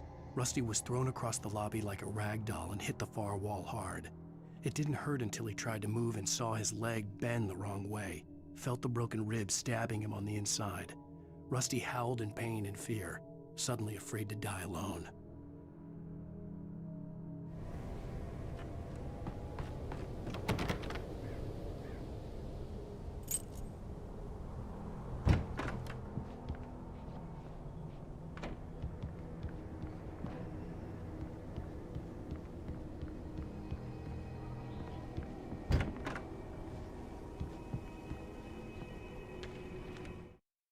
At the last instant, I changed direction and threw myself down. The axe splintered the trunk of a tree. I stumbled into the pool of bright light. My lungs burned. I was too exhausted to move. I tensed as I waited for the killing blow, but it never came. I raised my head. Nothing moved in the darkness beyond. For the moment, bathed in the cold light, I was safe.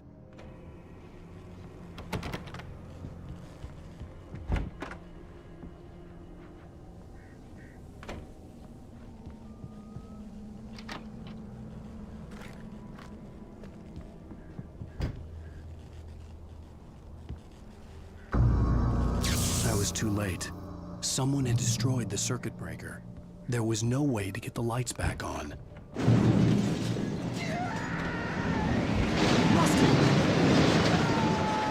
Rusty! The ground was covered with flaming patches. It looked like liquid darkness.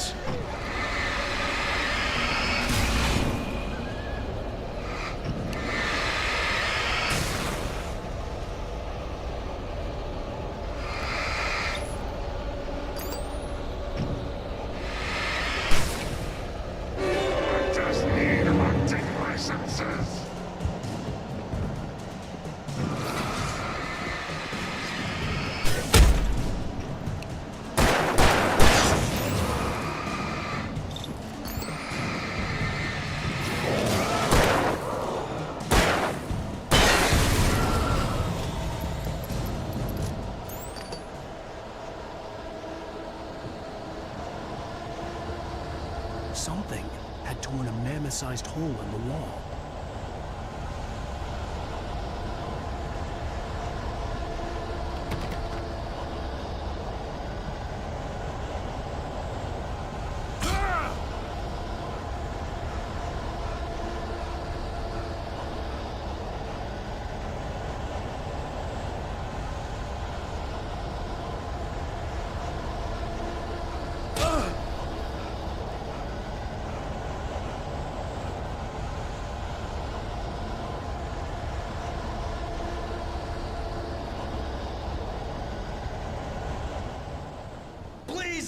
Don't feed the animals.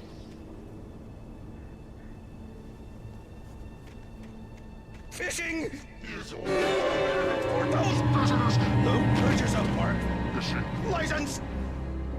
Obey at all times. Rusty? Rusty, no! Never. No closer than 100 yards. 2 bears and wolves never approach any other wildlife closer than 25 yards. Pets must be leashed. At all times. Never leave your pet.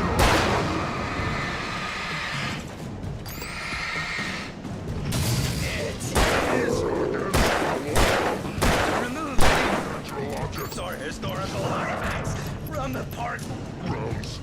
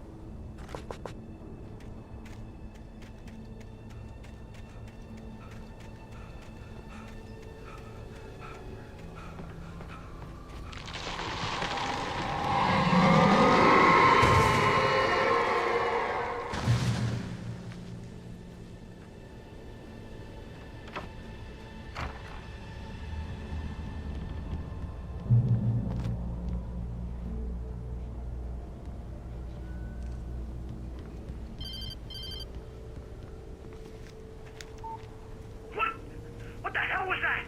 I saw from the window. I saw something. Forget about it, Barry. It's just me going crazy. Oh, jeez. Oh, jeez. You're not crazy. I wish you were crazy, but you're not crazy. Ow, be careful. Stay in the cabin. Don't open the door for anyone. I mean it.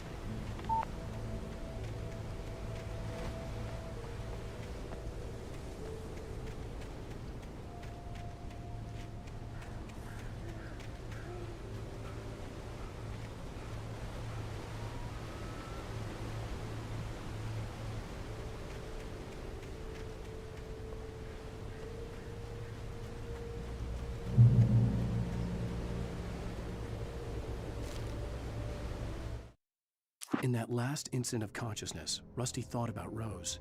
He was older than she was. Rose was barely out of her teens, but she made him feel young and forget what a train wreck his long-dead marriage had been. He still wore the ring. He'd been waiting for her to tell him to take it off. Now she never would.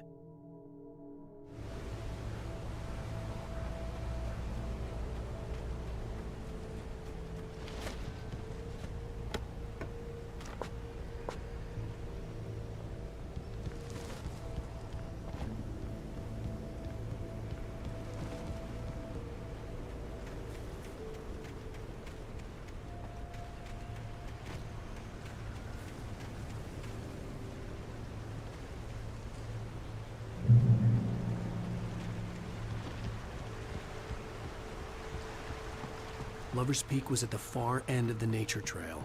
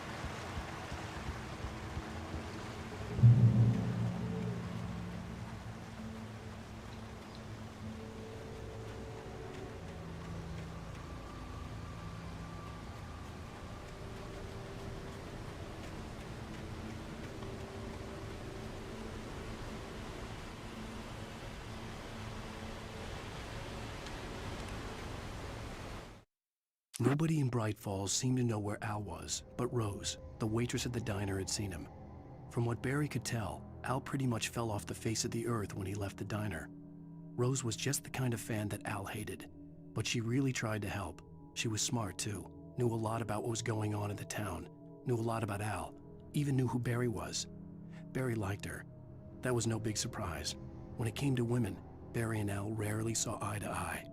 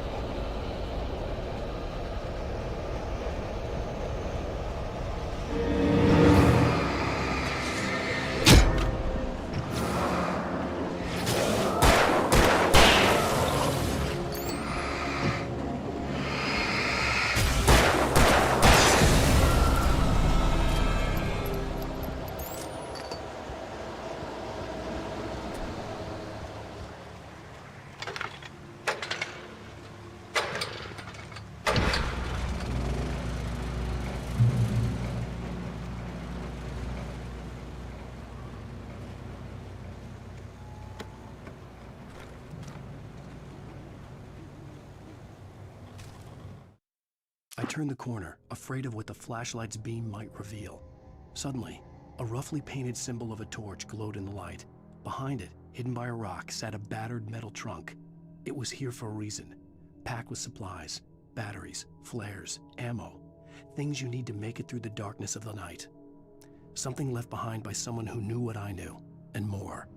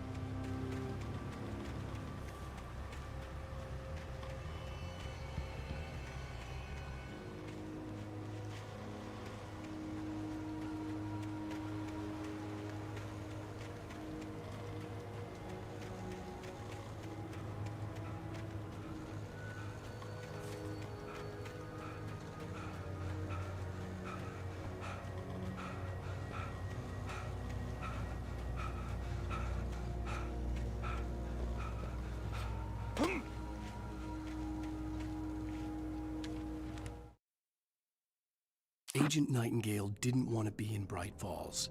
These little communities revolted him, and he didn't like the trees or the coffee. He now knew that impossible horrors lurked behind the storefronts and smiles. He desperately wanted to turn the car around and just drive until he passed out or ran out of road and booze. But he had a job to do. He had a rider to catch, at any cost.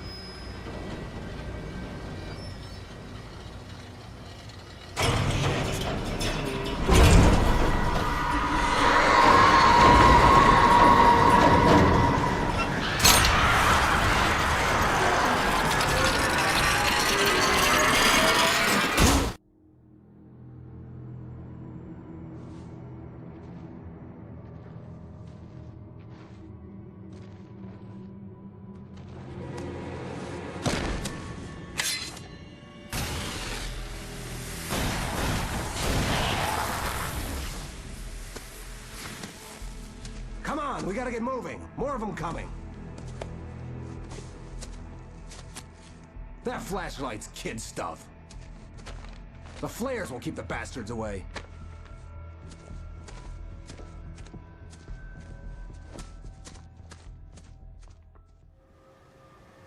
You can see them too? Hell, of course I see them. Come on, we gotta move. Why?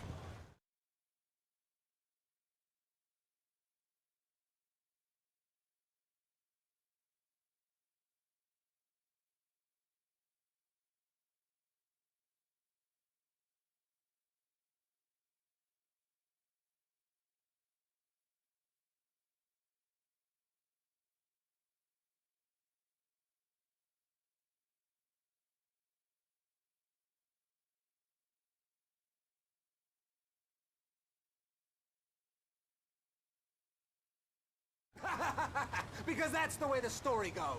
Yeah, but... Let's move! I lost my gun back there. Oh, I've got a gun. Just keep that light steady on him. It took a moment, but then I recognized him. He'd been on the ferry when I first arrived here with Alice. He knew my name. We were headed in the direction of Lover's Peak. There was no way this was a coincidence. He was the kidnapper. Come on, Wake! You better keep up.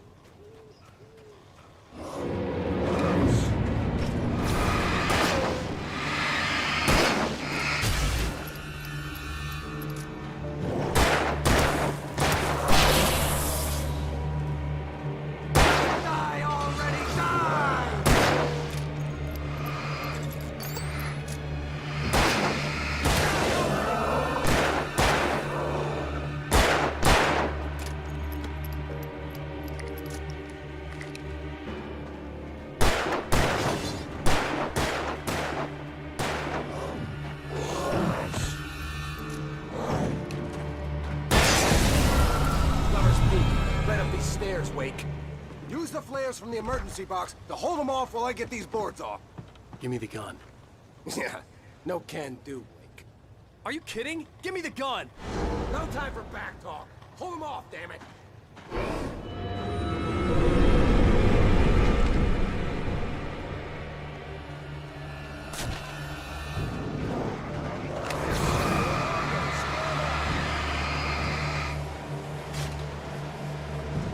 Get some light on those bastards. That'll keep them off us.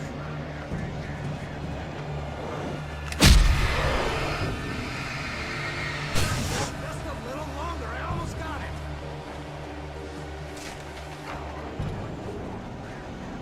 Okay, it's open.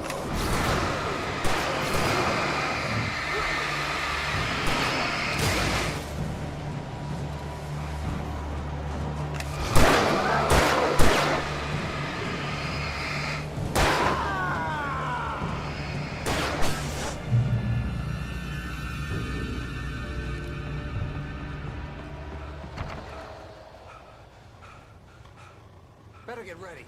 They'll be on us soon.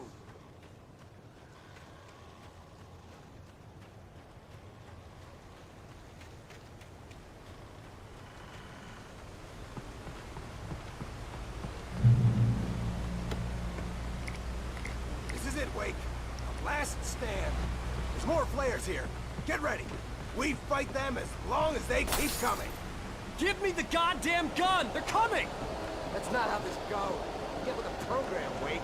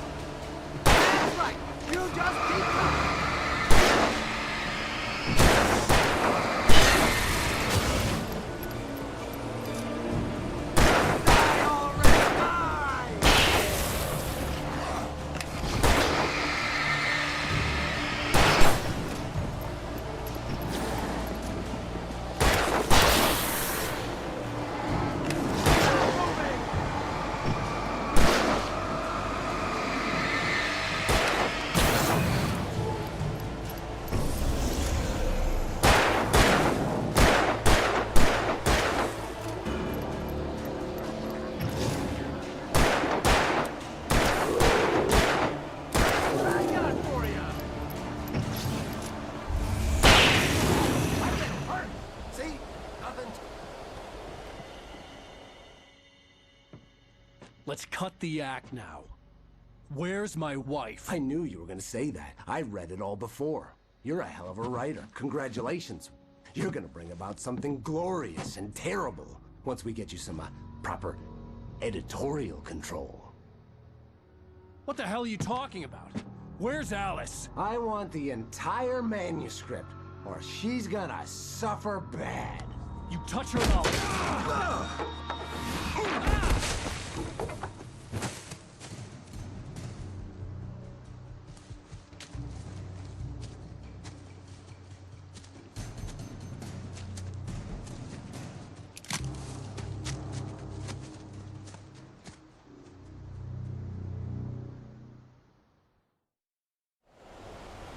You're gonna give me the manuscript, or you'll be sorry. No! Come back here! I swear I'll kill you if you hurt Alice! Do you hear me? Come back here! He had Alice, and he wanted the manuscript because he thought it held some magical power. but I had no manuscript to give him. I had to... On more than one occasion, Alice had tried to explain to me how it felt to be afraid of the dark. To her, darkness wasn't simply the absence of light, but something more tangible than that. It was something you could touch and feel. Worse than that, it was something with a mind of its own, something malicious and malign. For her, things changed when they were wrapped in darkness. They turned into something else, something foreign, and nothing was safe or innocent anymore. I'd never really understood what she meant, until now. Get back to Barry and figure out my next move.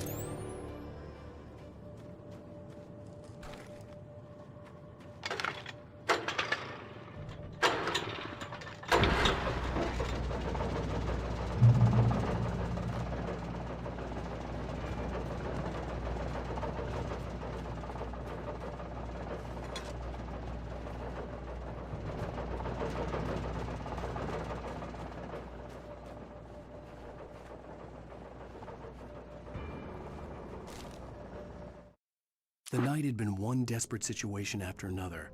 I was exhausted, and my body felt as though it had been chewed up and spat out. The flashlight was heavy in my hand, and each pull of the trigger sent a painful shock up my arm. But I was finally out of the woods, and things were looking up. That's when I heard the chainsaw.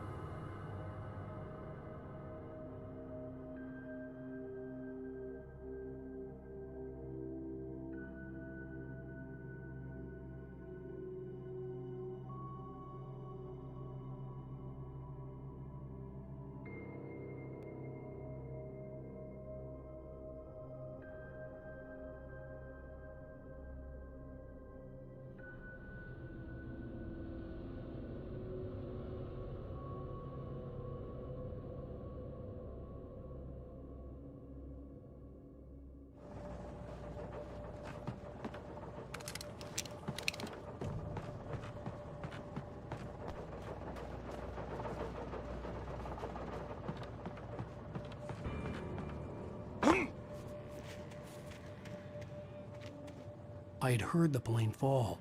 It made no sense. It was clear that it had just fallen here, but it was very old and obviously hadn't flown in decades. Looking at it sent a shiver down my spine.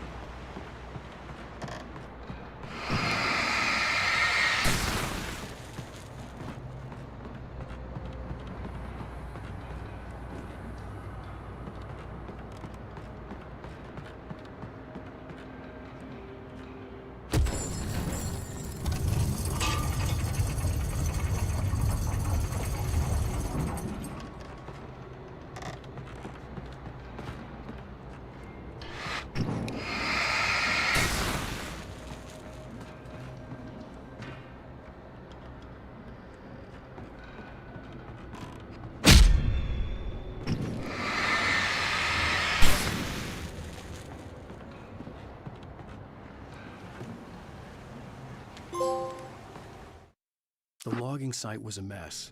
The modular office had been pushed off the cliff. Deputy Thornton climbed up from the wreckage excited, breathing hard from the exertion. Nobody there. It's weird. Don't you think that's weird? Bored, Mulligan let out a mighty snort. Hell, it's always weird, Thornton. Just a question of sorting out what kind of weird it is this time around.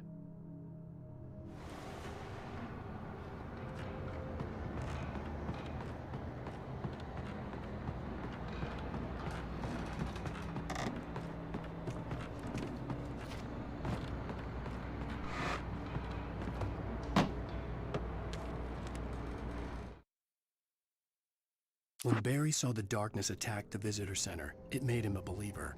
The men Al said he'd shot, they hadn't been just locals on crank. Somehow the world had changed, like the channel had been switched without warning. You think you're watching a sitcom, and you're really watching a horror show. When the birds started attacking the cabin, Barry wasn't surprised, just terrified.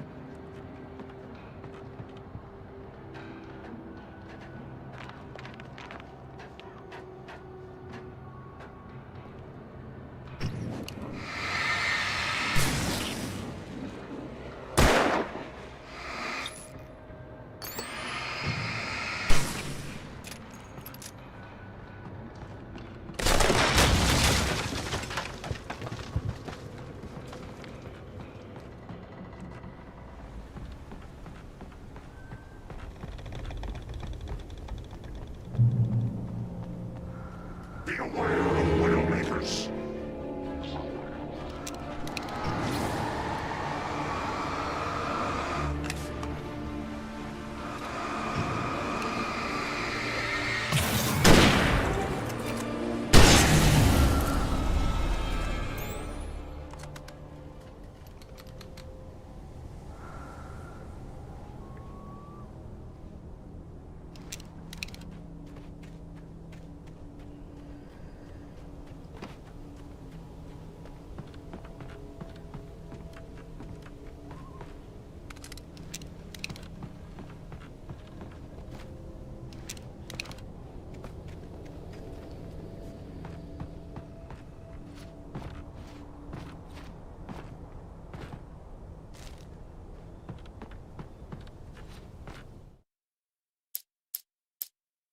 Shadows stirred and the wind picked up as I ran through the forest. I felt the dark presence turning its gaze toward me. Then the moonlight was blotted out by dark shadows that raced violently across the ground, moving too swiftly to be natural. Darkness gathered between the trees and melted again to reveal the Taken. No natural path had brought them here.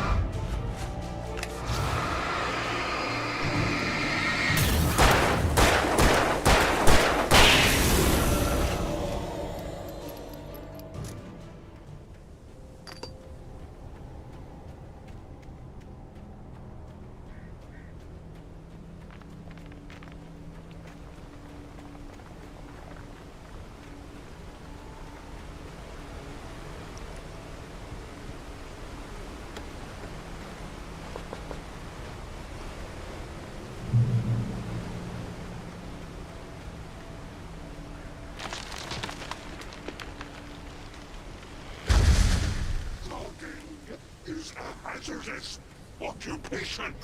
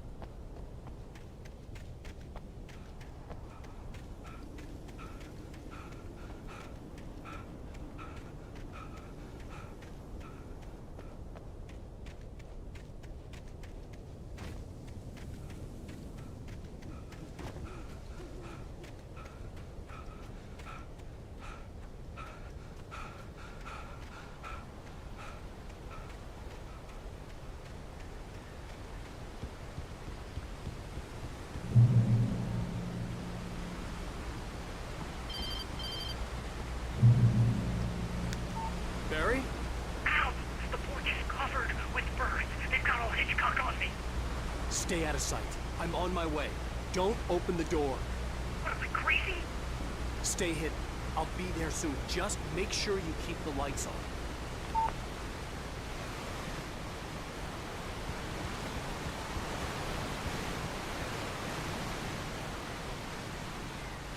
I still had to reach Barry at the cabin, but at least I was out of the woods.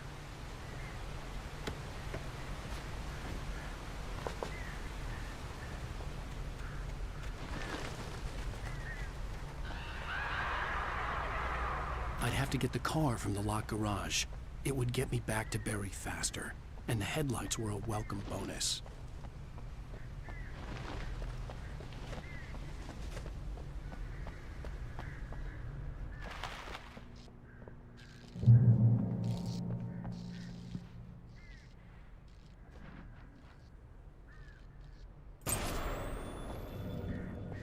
A story is not a machine that does what you tell it.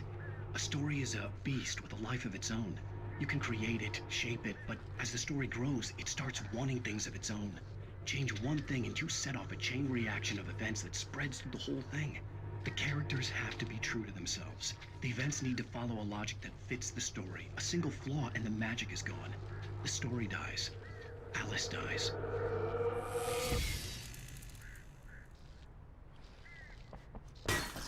You can harm nature and yourself.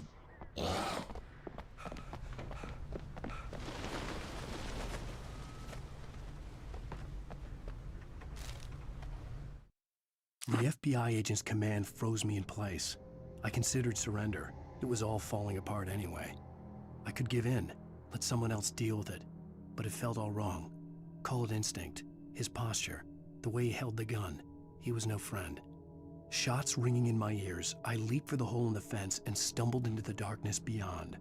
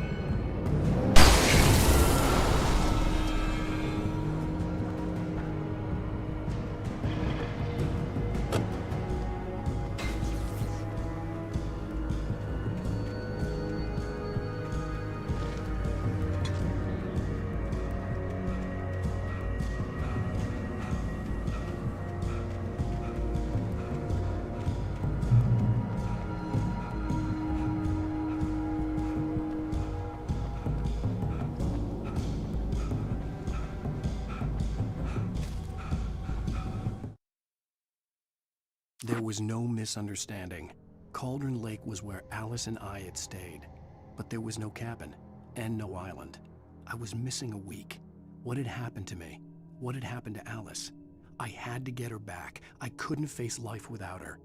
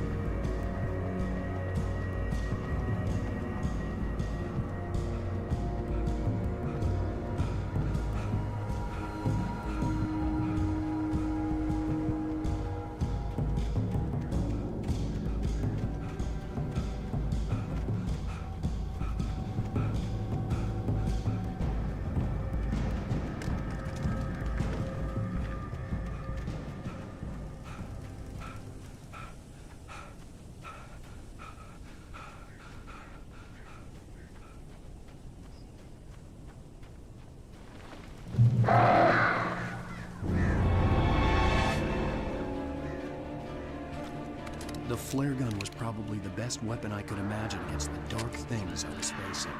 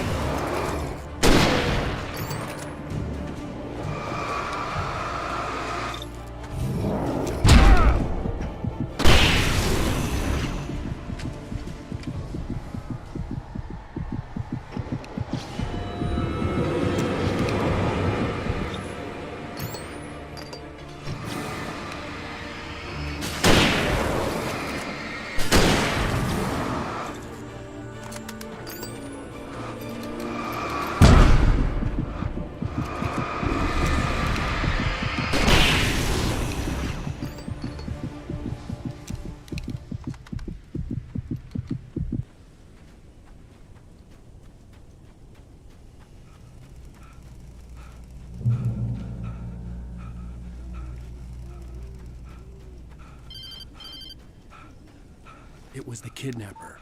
You son of a bitch! Where's my wife? Enough horseplay, Wake. You deliver the manuscript, and you can have your woman back. Simple as that. I don't... Listen. I'm gonna need time to finish it. I still need to write the ending. I need a week. Not done? I need a week. 2 days. The old Bright Falls coal mine is nearby. You can find it easy, city boy. The main building, there at noon. You bring the manuscript, you'll get your wife. Not, well, get me? Yes, I get you.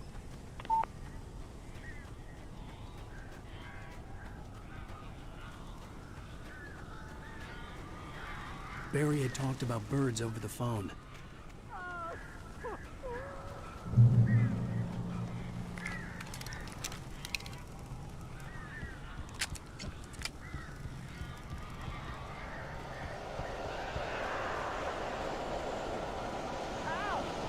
I am so glad you're here. A couple of them got in here before I lost the kitchen. This is normal. These birds are weird.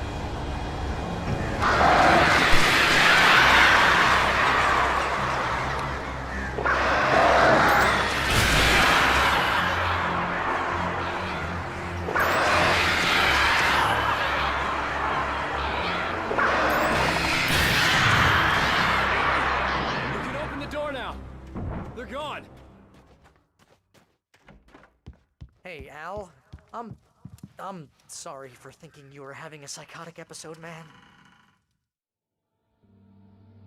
I sent Barry to the town to ask around about a man fitting the kidnapper's description.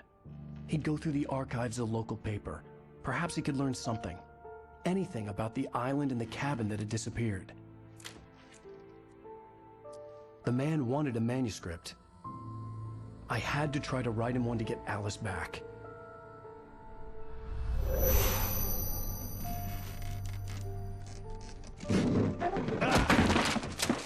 For me, the supernatural had always been nothing but a metaphor for the human psyche, a tool to use in writing fiction.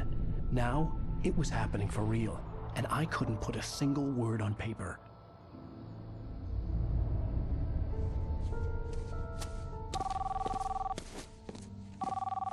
Barry Wheeler speaking. This is Rose. Rose? I found Mr. Wake's pages. Oh, you sweet, brilliant girl. Could you and Mr. Wake come get them? I live in the trailer park outside the town. We'll be there in less than an hour. I know. See you soon. Have a great day. Hope you come back soon. Welcome to the Old Dear Diner. Good girl.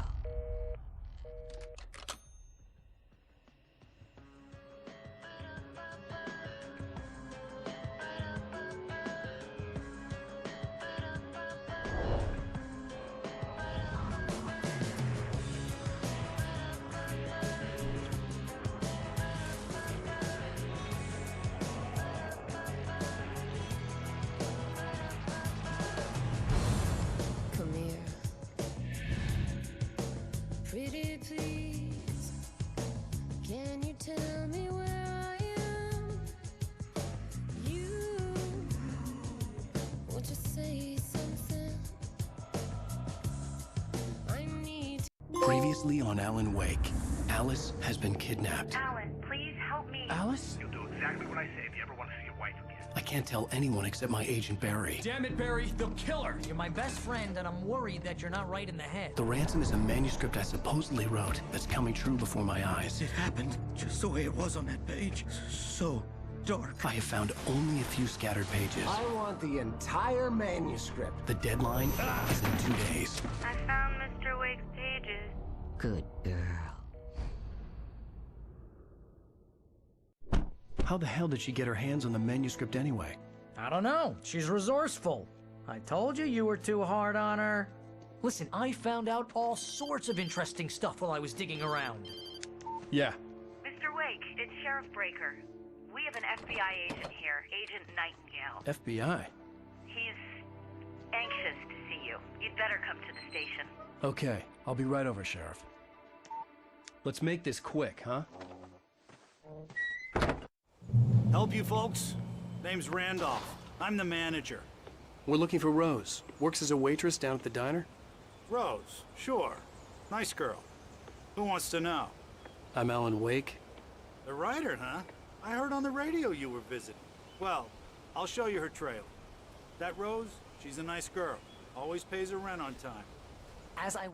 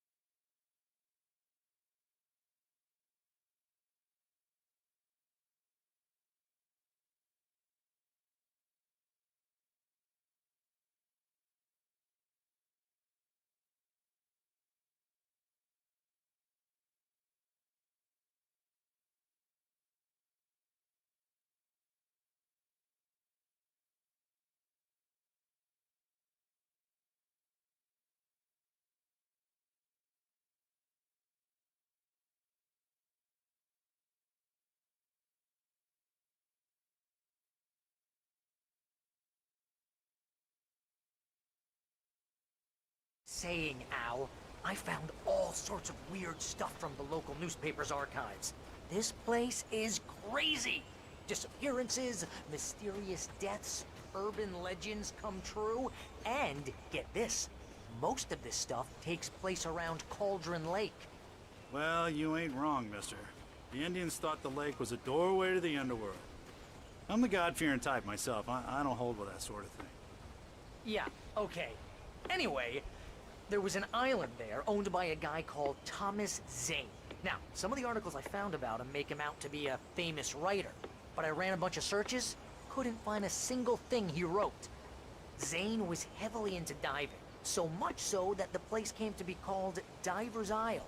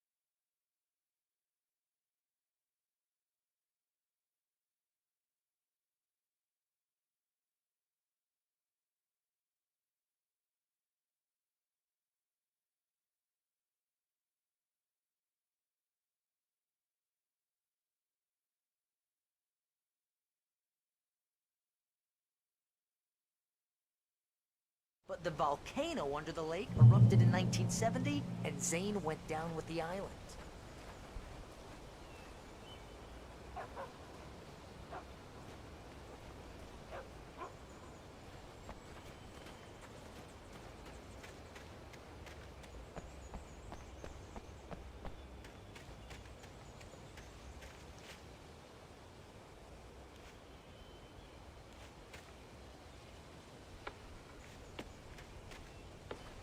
Yeah, how about that?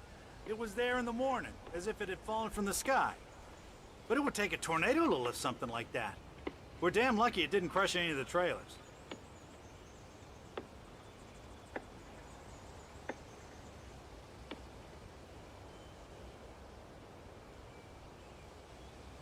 Come on, mister. I'll take you to Rose's trailer.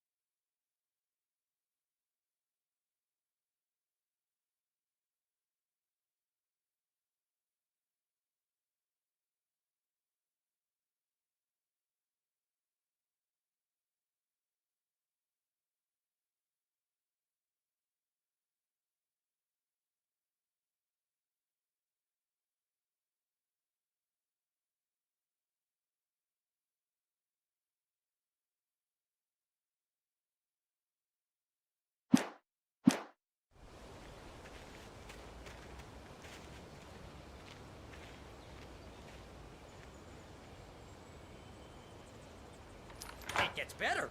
A local girl, Barbara Jagger, drowned in Cauldron Lake just a week earlier. They were lovers.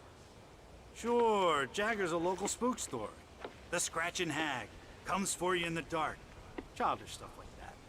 Anyway, Al, I'm just getting to the best part.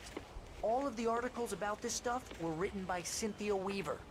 I asked around, and she's that crazy bag lady you met. What, the lamp lady? She can be a little loopy, but she's not homeless or anything. Yeah, anyway, she knew both Jagger and Zane before they both died, and she had some kind of a breakdown.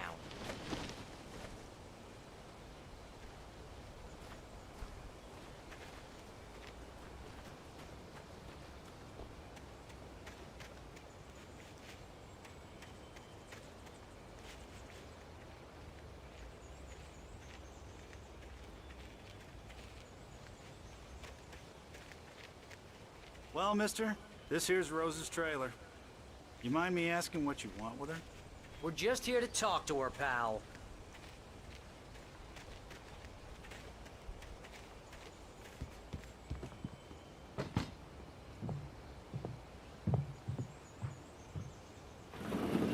Welcome to... Oh dear. Mr. Wake. I'm so glad you're here. Rose, you have my manuscript? Oh. Oh, yes. Yes. Please, come in. Hey, this is really good. Rose, Yes, my manuscript. I really need it. I understand. I know what you need. A muse to inspire you. Oh, for Barry? She doesn't have anything. Yeah, hey, Al? Al, what's... Oh... Barry! What? What?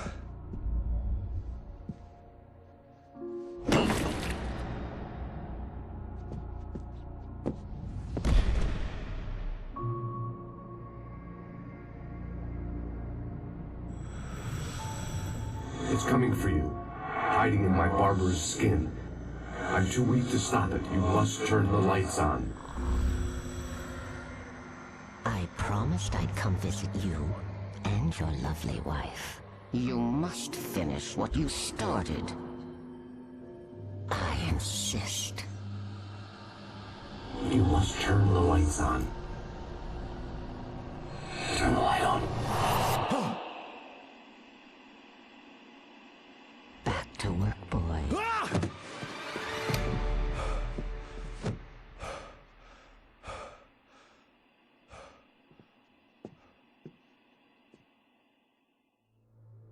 I felt nauseous, hungover. Only anger kept me going.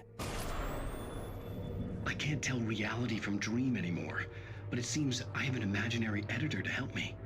She's an old woman in a funeral dress. I call her Barbara Jagger. She's very strict. I'm writing faster and faster. My manuscript is being heavily revised. The edits are getting very aggressive, and each day there's less of me and more of her. I hate it, but I know she's right. She promises me I can save Alice this way. She knows more of this than I do. About the complex incantation I'm attempting. About this place. She's worked with another writer under similar circumstances, Thomas Zane. The genre of the story seems to be shifting. It's turning into a horror story. I'm getting close. I can feel it.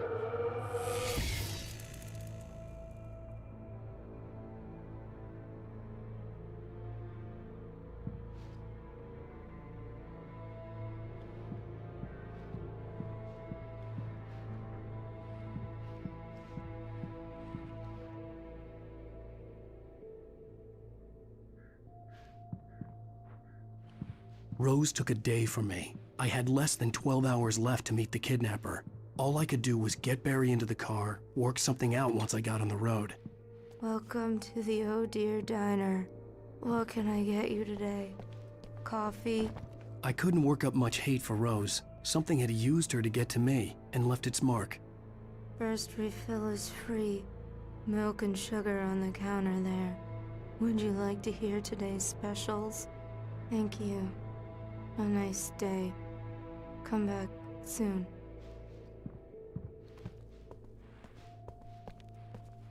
Barry was out of it. He was way too heavy to carry. My gun and flashlight were gone. I'd have to find a way to get Barry into the car. Mr. Randolph liked Rose. That little smile she had. How she was still sweet when life had tried so hard to make her bitter. It wasn't any of his business what she did in her trailer. But those strangers, the writer and his smart-ass sidekick, looked like trouble. And they'd been in there for hours, way past her normal bedtime. He reached for the phone and called the sheriff's station.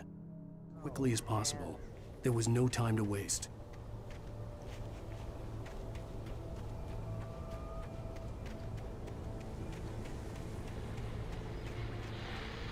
I just stepped outside to catch a breath of fresh air. Let me tell you, the weather's getting heavy. Nights like this make me especially glad I'm here talking to you and not home in bed. Once the weather takes a turn like this, I can't sleep at all. It's all tangled bed sheets and dark thoughts, punctuated by the occasional plunge into nightmare. Is it just me? Well, perhaps it is. But I hope I can make the night a little bit easier to get through. Caller, you're on KBF FM. Hey, hi, it's Walt Snyder. What's on your mind, Walt? Well, I ain't the way you are, but, well, I can't sleep either, you know? I just been staring out the window here.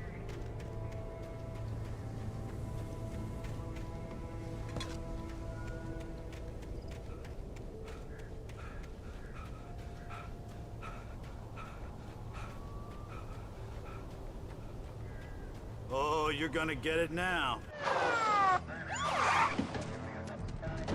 God knows what you've done to that poor girl. This is Agent Nightingale, FBI! Get him up, Hemingway! You're under arrest! You move a muscle, I'll unload right in your goddamn face! Stay right where you are, Spillane!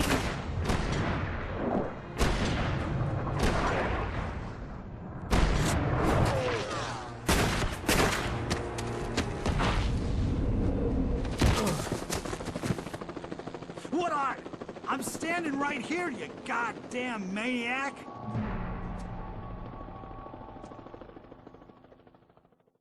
I hated to leave Barry behind, but there was no way I'd miss my appointment with the kidnapper.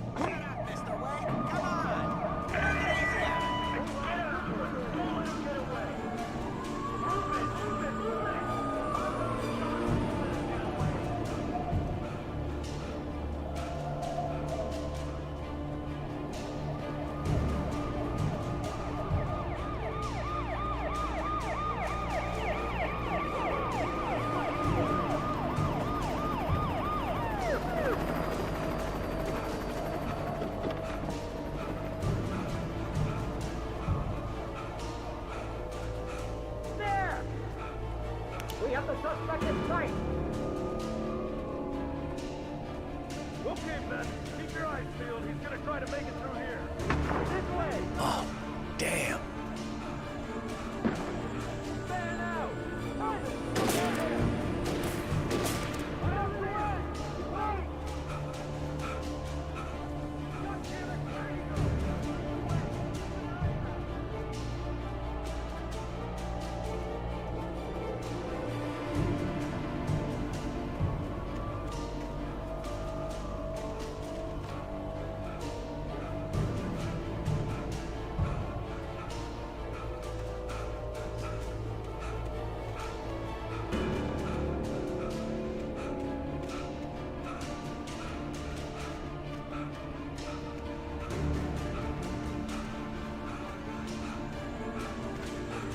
John, come on, guys.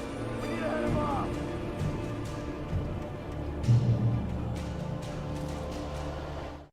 For decades, the darkness that wore Barbara Jagger's skin slept fitfully in the dark place that was its home and prison.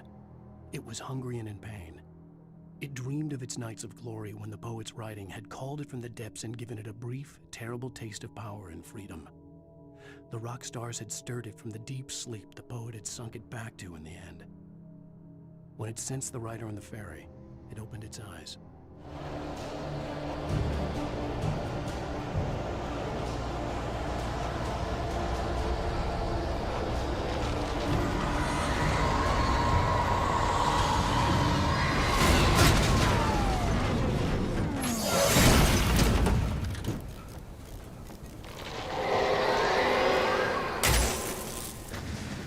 Come in, Agent Nightingale. This is Sheriff Breaker. Over. Nightingale, over. What on earth is going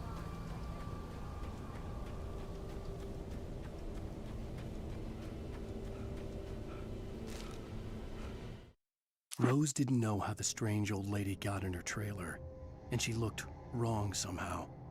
The woman showed her teeth in an approximation of a smile and traced a finger down Rose's cheek. "Pretty girl," she said. Rose felt as if she was falling asleep, but her knees didn't buckle. The crone spoke in a whisper, her words ice cold and dark in Rose's ear.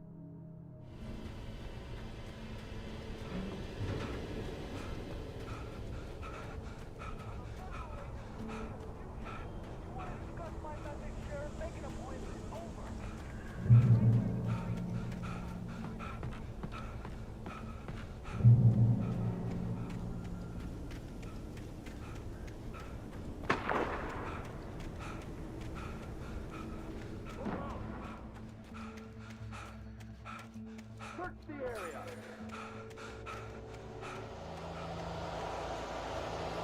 Full charge. This way. Over here.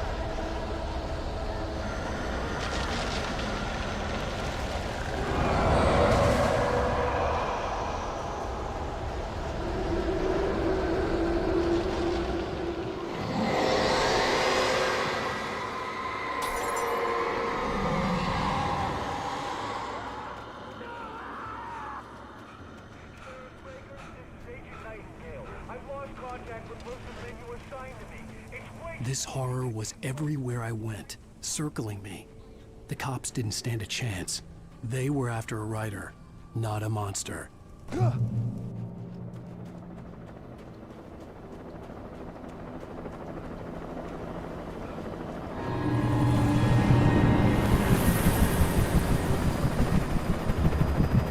You on the ground. Hold it right there. There's nowhere to run. Freeze!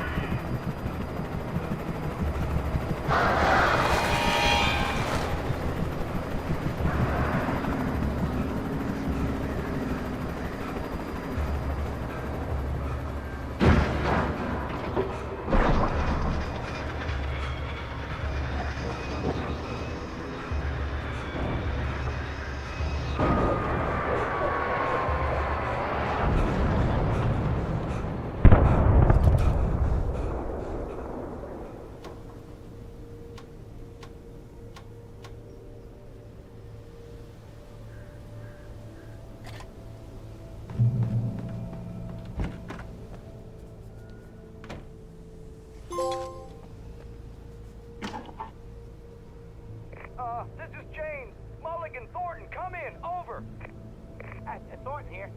Jake, we got both Wheeler and Rose in custody. They didn't put up a fight or anything. But anyway, hey, what are you doing? Come on!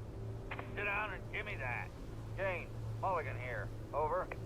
Go ahead, Mulligan. Over. We got Wheeler and Rose here. Wheeler's drunk or hopped up on something. Speaking of which, that Fed had a pretty distinctive whiff of Otis Scotch about him, you know what I mean. Over. I don't have anything on that, Deputy Mulligan. Over. Well, whatever. Anyway, Rose is just being plain weird here. You better get Doc in to take a look at Rose. Over. Gotcha. You better get them here quickly. The Fed's gonna want... I could see the lights of the radio station in the distance. Oh, yeah, but, looks like they have a lot in common. Mulligan out.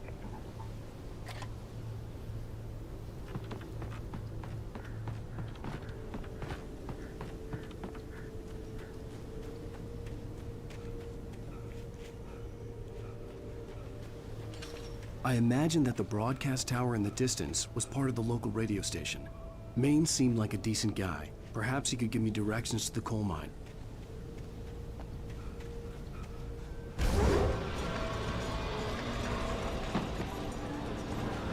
Unnatural shadows clung to the gate. The darkness that was after me was trying to stop me. I wouldn't get through without a light.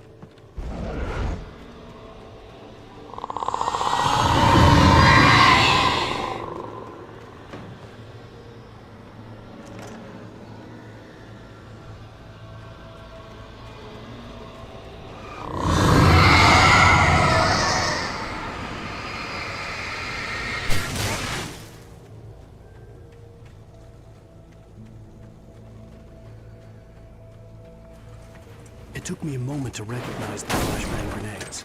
They were an ideal weapon for my situation. Team 1, come in. Over. Team 1, this is Sheriff Breaker. Report. Over.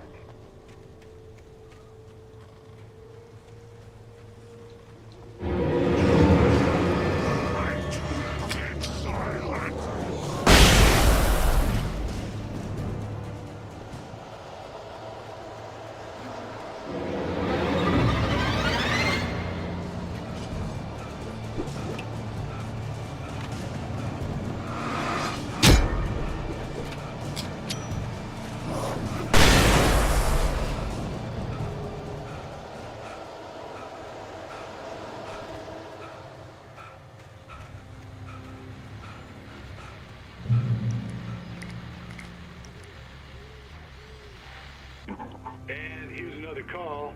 You're on KBF-FM with Pat Maine. It's Milt Peabody, Pat. What's on your mind, Milt? Well, I live near the trailer park, Pat, and there's a big ruckus going on over there. Well, that's just up the road from me, too. What's going on, do you know? I don't know, but there's a bunch of police cars there, lots of sirens, a helicopter buzzing around, and I think I heard some gunshots. Gunshots? Yes, sir, like from a pistol. So can you find out what's going on? Because it's just next door and they're popping off guns there. They're still shooting?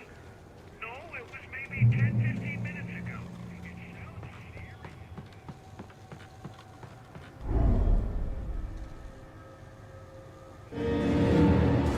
serious.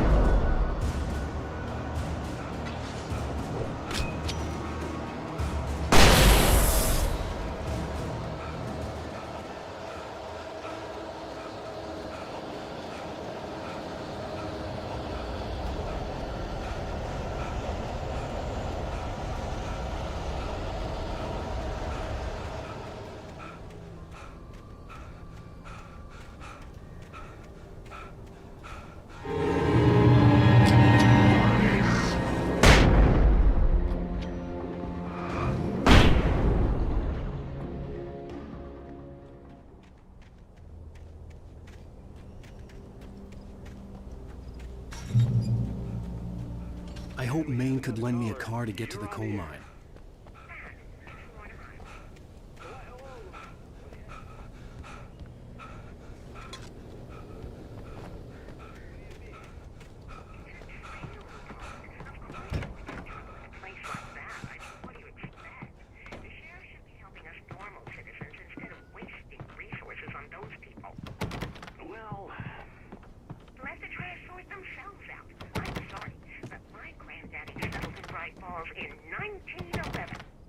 Well, thank you very much for that compassionate viewpoint, Lorna. Oh, here's a little surprise. The famous writer Alan Wake just walked in. Folks, I'm going to see if I can talk him into an interview. Come on in, Mr. Wake. Oh, I'm so glad you could find the time to do this, Mr. Wake. Nowhere to run now, Dan Brown. You back away from me. Don't hurt it. Whoa. Everyone calm down. Put the gun down. We're all friends here, right? Cool your jets, Nightingale. We got him. Judas Priest! What the hell's the matter with you? There's a civilian in there.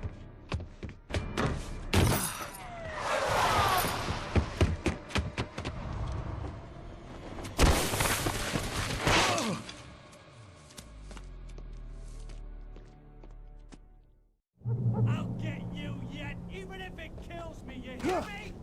You hear me, H.P. Lovecraft? I had fallen off so many cliffs it was ridiculous. That's what you get for naming a book The Sudden Stop. It was probably good I hadn't had the chance to tell Maine where I was going. I'd have to lose the cops and find my own way to the mine. Nightingale stared through the broken studio window into the dark woods. He turned around, started to walk out, but Maine grabbed his arm. "Young man, you almost shot me. You don't shoot off rounds at people like that. What's the matter with you?" Nightingale shook his arm free, marched out. His cheeks burned with rage and humiliation.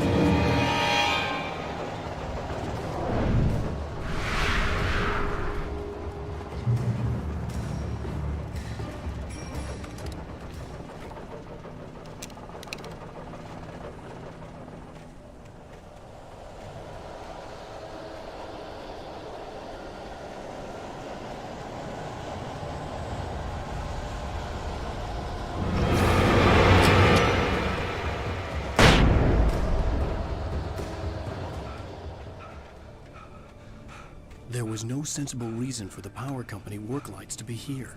It was almost as if they'd been left for someone like me to use.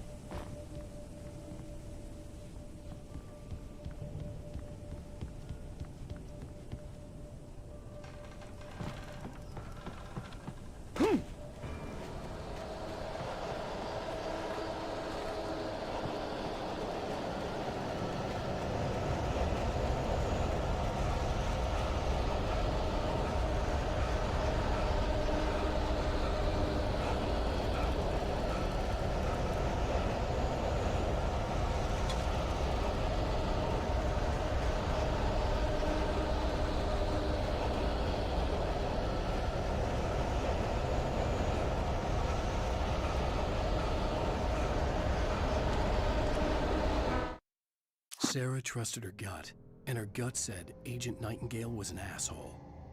He felt wrong, and it wasn't just the smell of stale booze.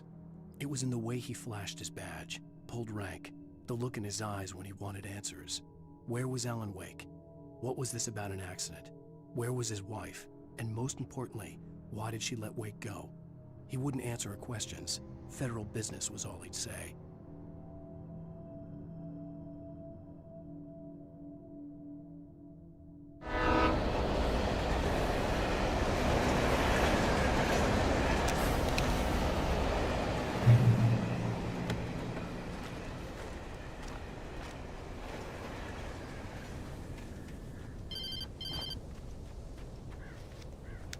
Hello? The most stubborn man I've ever met. Alice? Alice? Alan, I'm so afraid. He keeps me in the dark. Please help me. I look at you, Alan, and it's not you. Something else. Looking out from behind your eyes.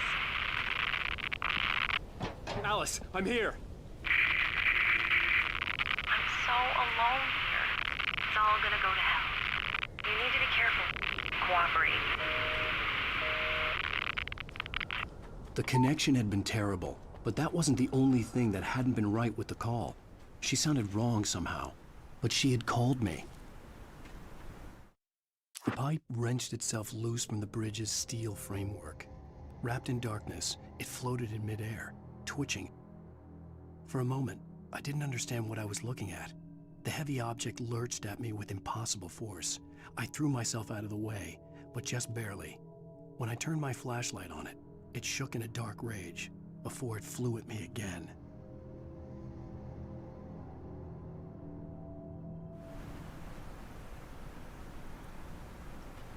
I could see a railway bridge up ahead and a warehouse of some sort on the opposite shore. I hoped I could find a car from there.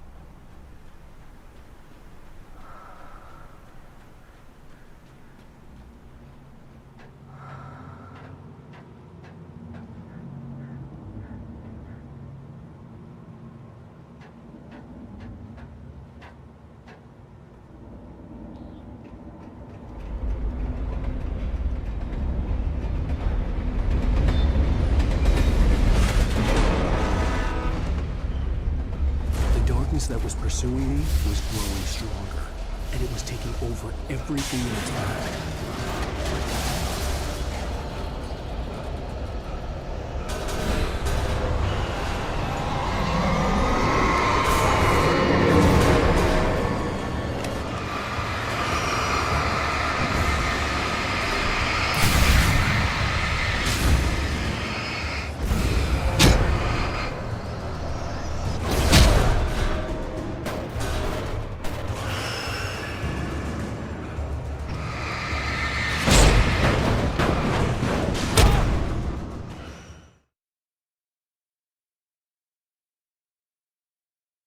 warehouse of some sort on the opposite shore. I hoped I could find a car from there.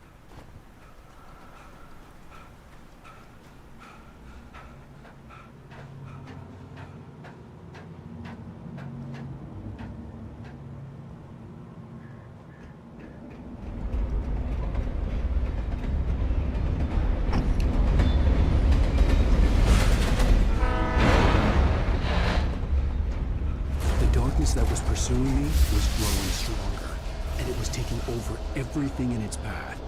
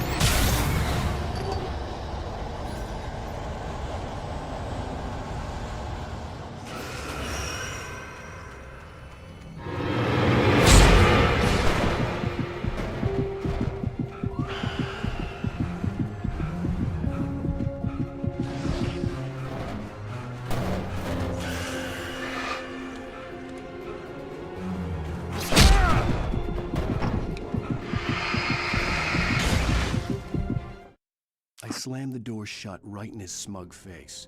He pleaded for me to open the door. True to form, the asshole actually thought I would obey. I had no sympathy left, no guilt either, not for him. I took a moment to savor the scream. I bet I had a smile on my face. It was all that I had time for. The dark presence was inside the lodge with me.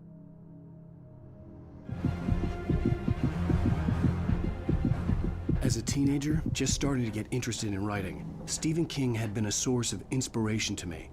I thought about all the inanimate objects that had come to life in his books. No one is safe in a good horror story.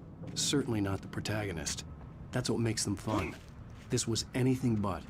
The darkness could possess anything, and it was getting closer.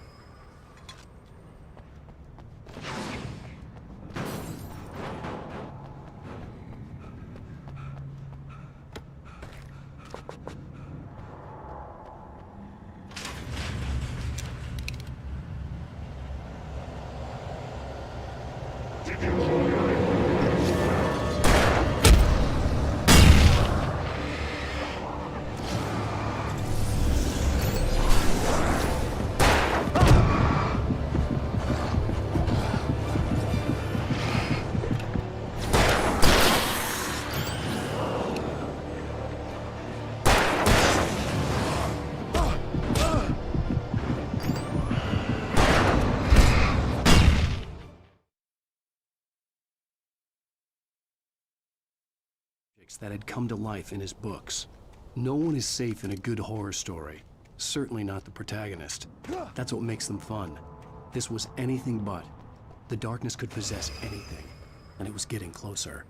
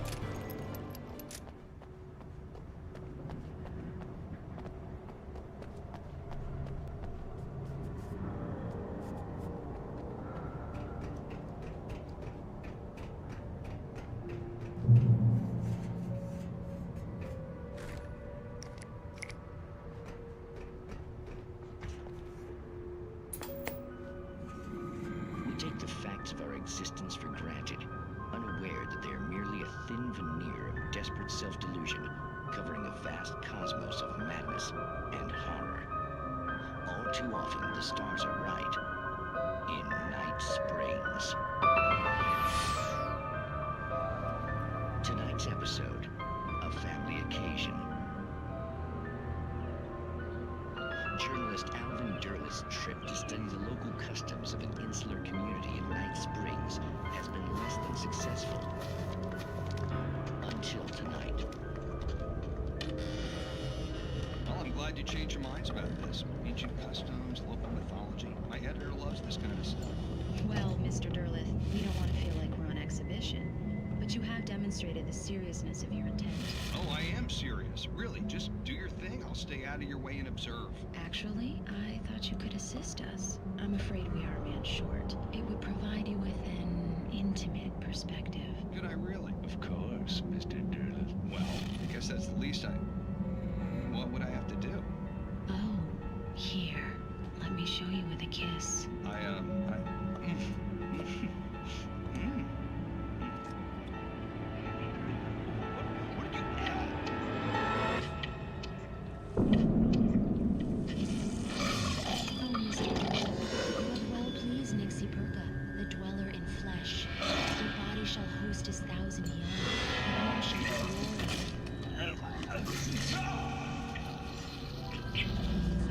Shh, darling. Be calm.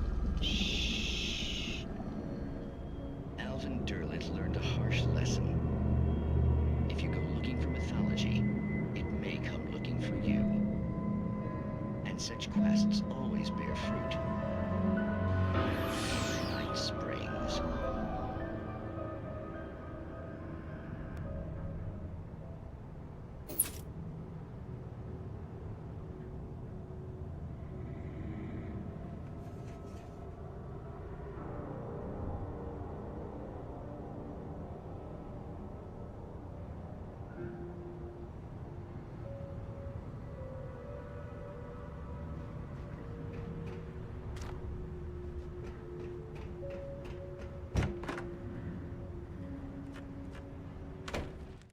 The darkness surged towards me, sucking everything loose from the ground into its depths, tugging at my clothes.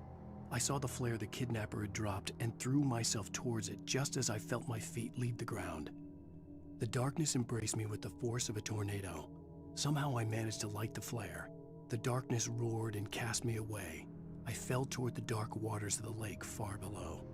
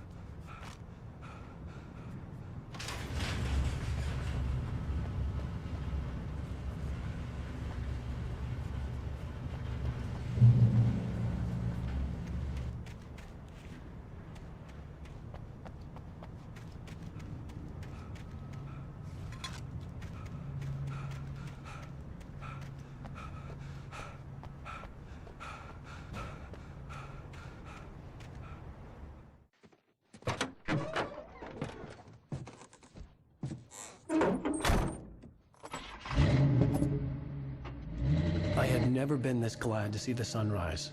I had a couple of hours to get to the coal mine.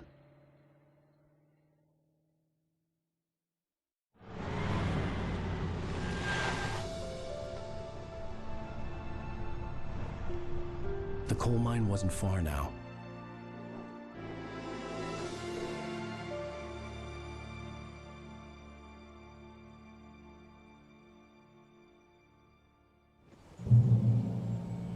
Today, I would meet the kidnapper, and he would give me Alice. I wouldn't give him any other choice.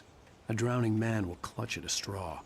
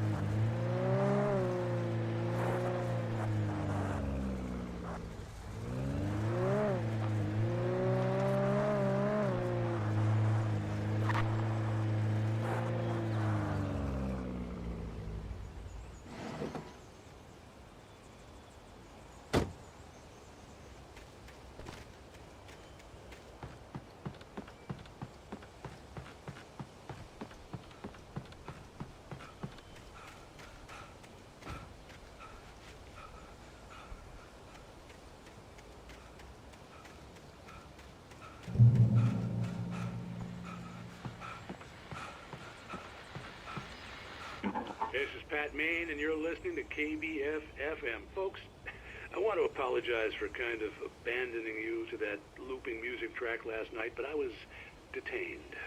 You see, I encountered a big-shot G-man with an itchy trigger finger who could use a lesson in manners and a boot in the ass. Not necessarily in that order either. Now, folks, I know I'm not being very informative here, and I apologize for that. I really should just keep quiet, but I'm just so peeved right now, because some people just shouldn't be carrying badges. And I'm just glad that our Sheriff Breaker was there to straighten things out. And if someone I met last night is listening, let me just say, I'm sorry if my mouth got you in trouble. I'm pretty sure you're not the bad guy here. Godspeed, son. I hope you know what you're doing. Now, on a lighter note, I'll be talking to Dr. Nelson all morning. But first, a little music.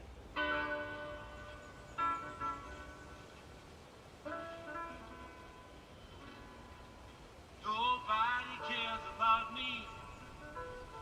Ain't even got a friend. Baby gonna left me.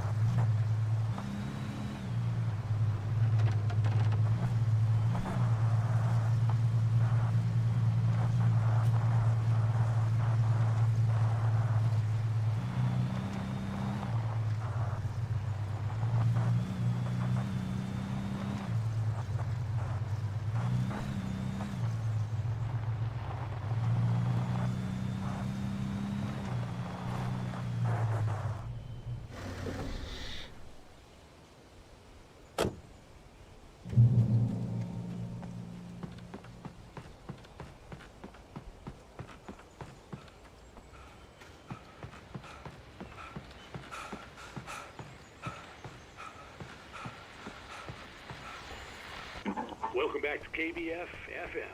Hope you enjoyed that tune. Now, Doc, you were talking about life and finding that special someone, that soulmate. Well, you were talking about that. I was saying I don't buy it. Well, see, to me, that's strange, because I always pegged you as a hopeless romantic. You got me there, Pat. But I think love's where you look for it.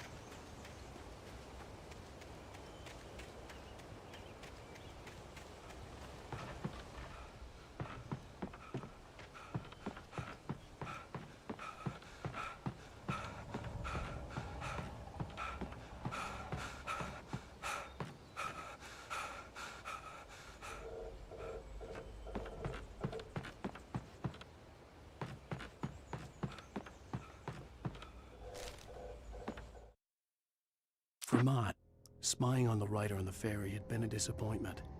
His boss had made Wake out to be something special, but Mott hadn't been impressed. He'd gotten a good long look at the wife, though, and he liked what he saw. Mott had fantasized about goading Wake into a fight, but it hadn't happened. Still, he'd get his chance to see if the writer had anything in him. He'd been promised as much.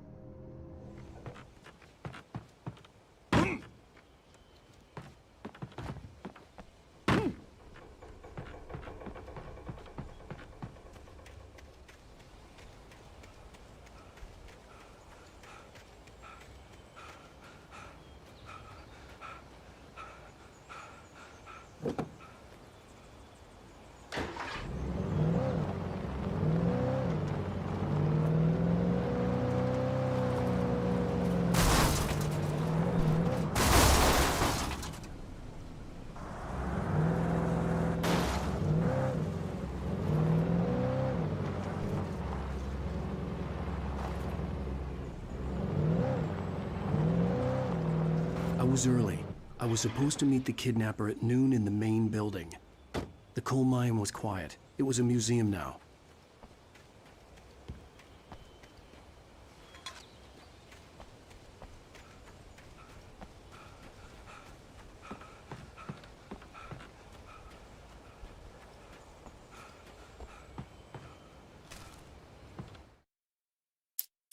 With Nightingale gone and the night wind blowing in through the broken studio window, Maine stared at Sarah.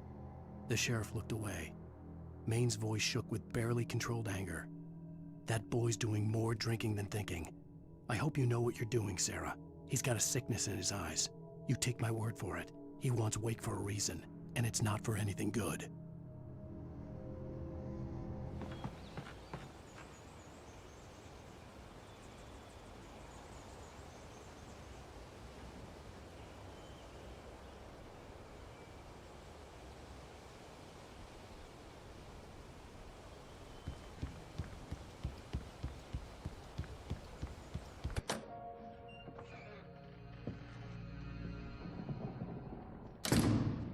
I didn't want to go outside. Cops had to be looking for me. The noon sun turned the place into a sauna. The day dragged on. Different scenarios ran through my mind. Ways of how I'd torture the kidnapper to get Alice back. Or the different horrible things he could have done to her. I imagined her dead. I had no way of knowing she was still alive. It was killing me. I was running on blind hope. It was all a waste of time.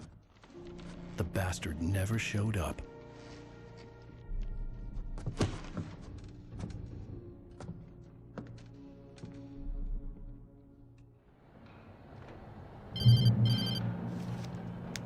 Wake!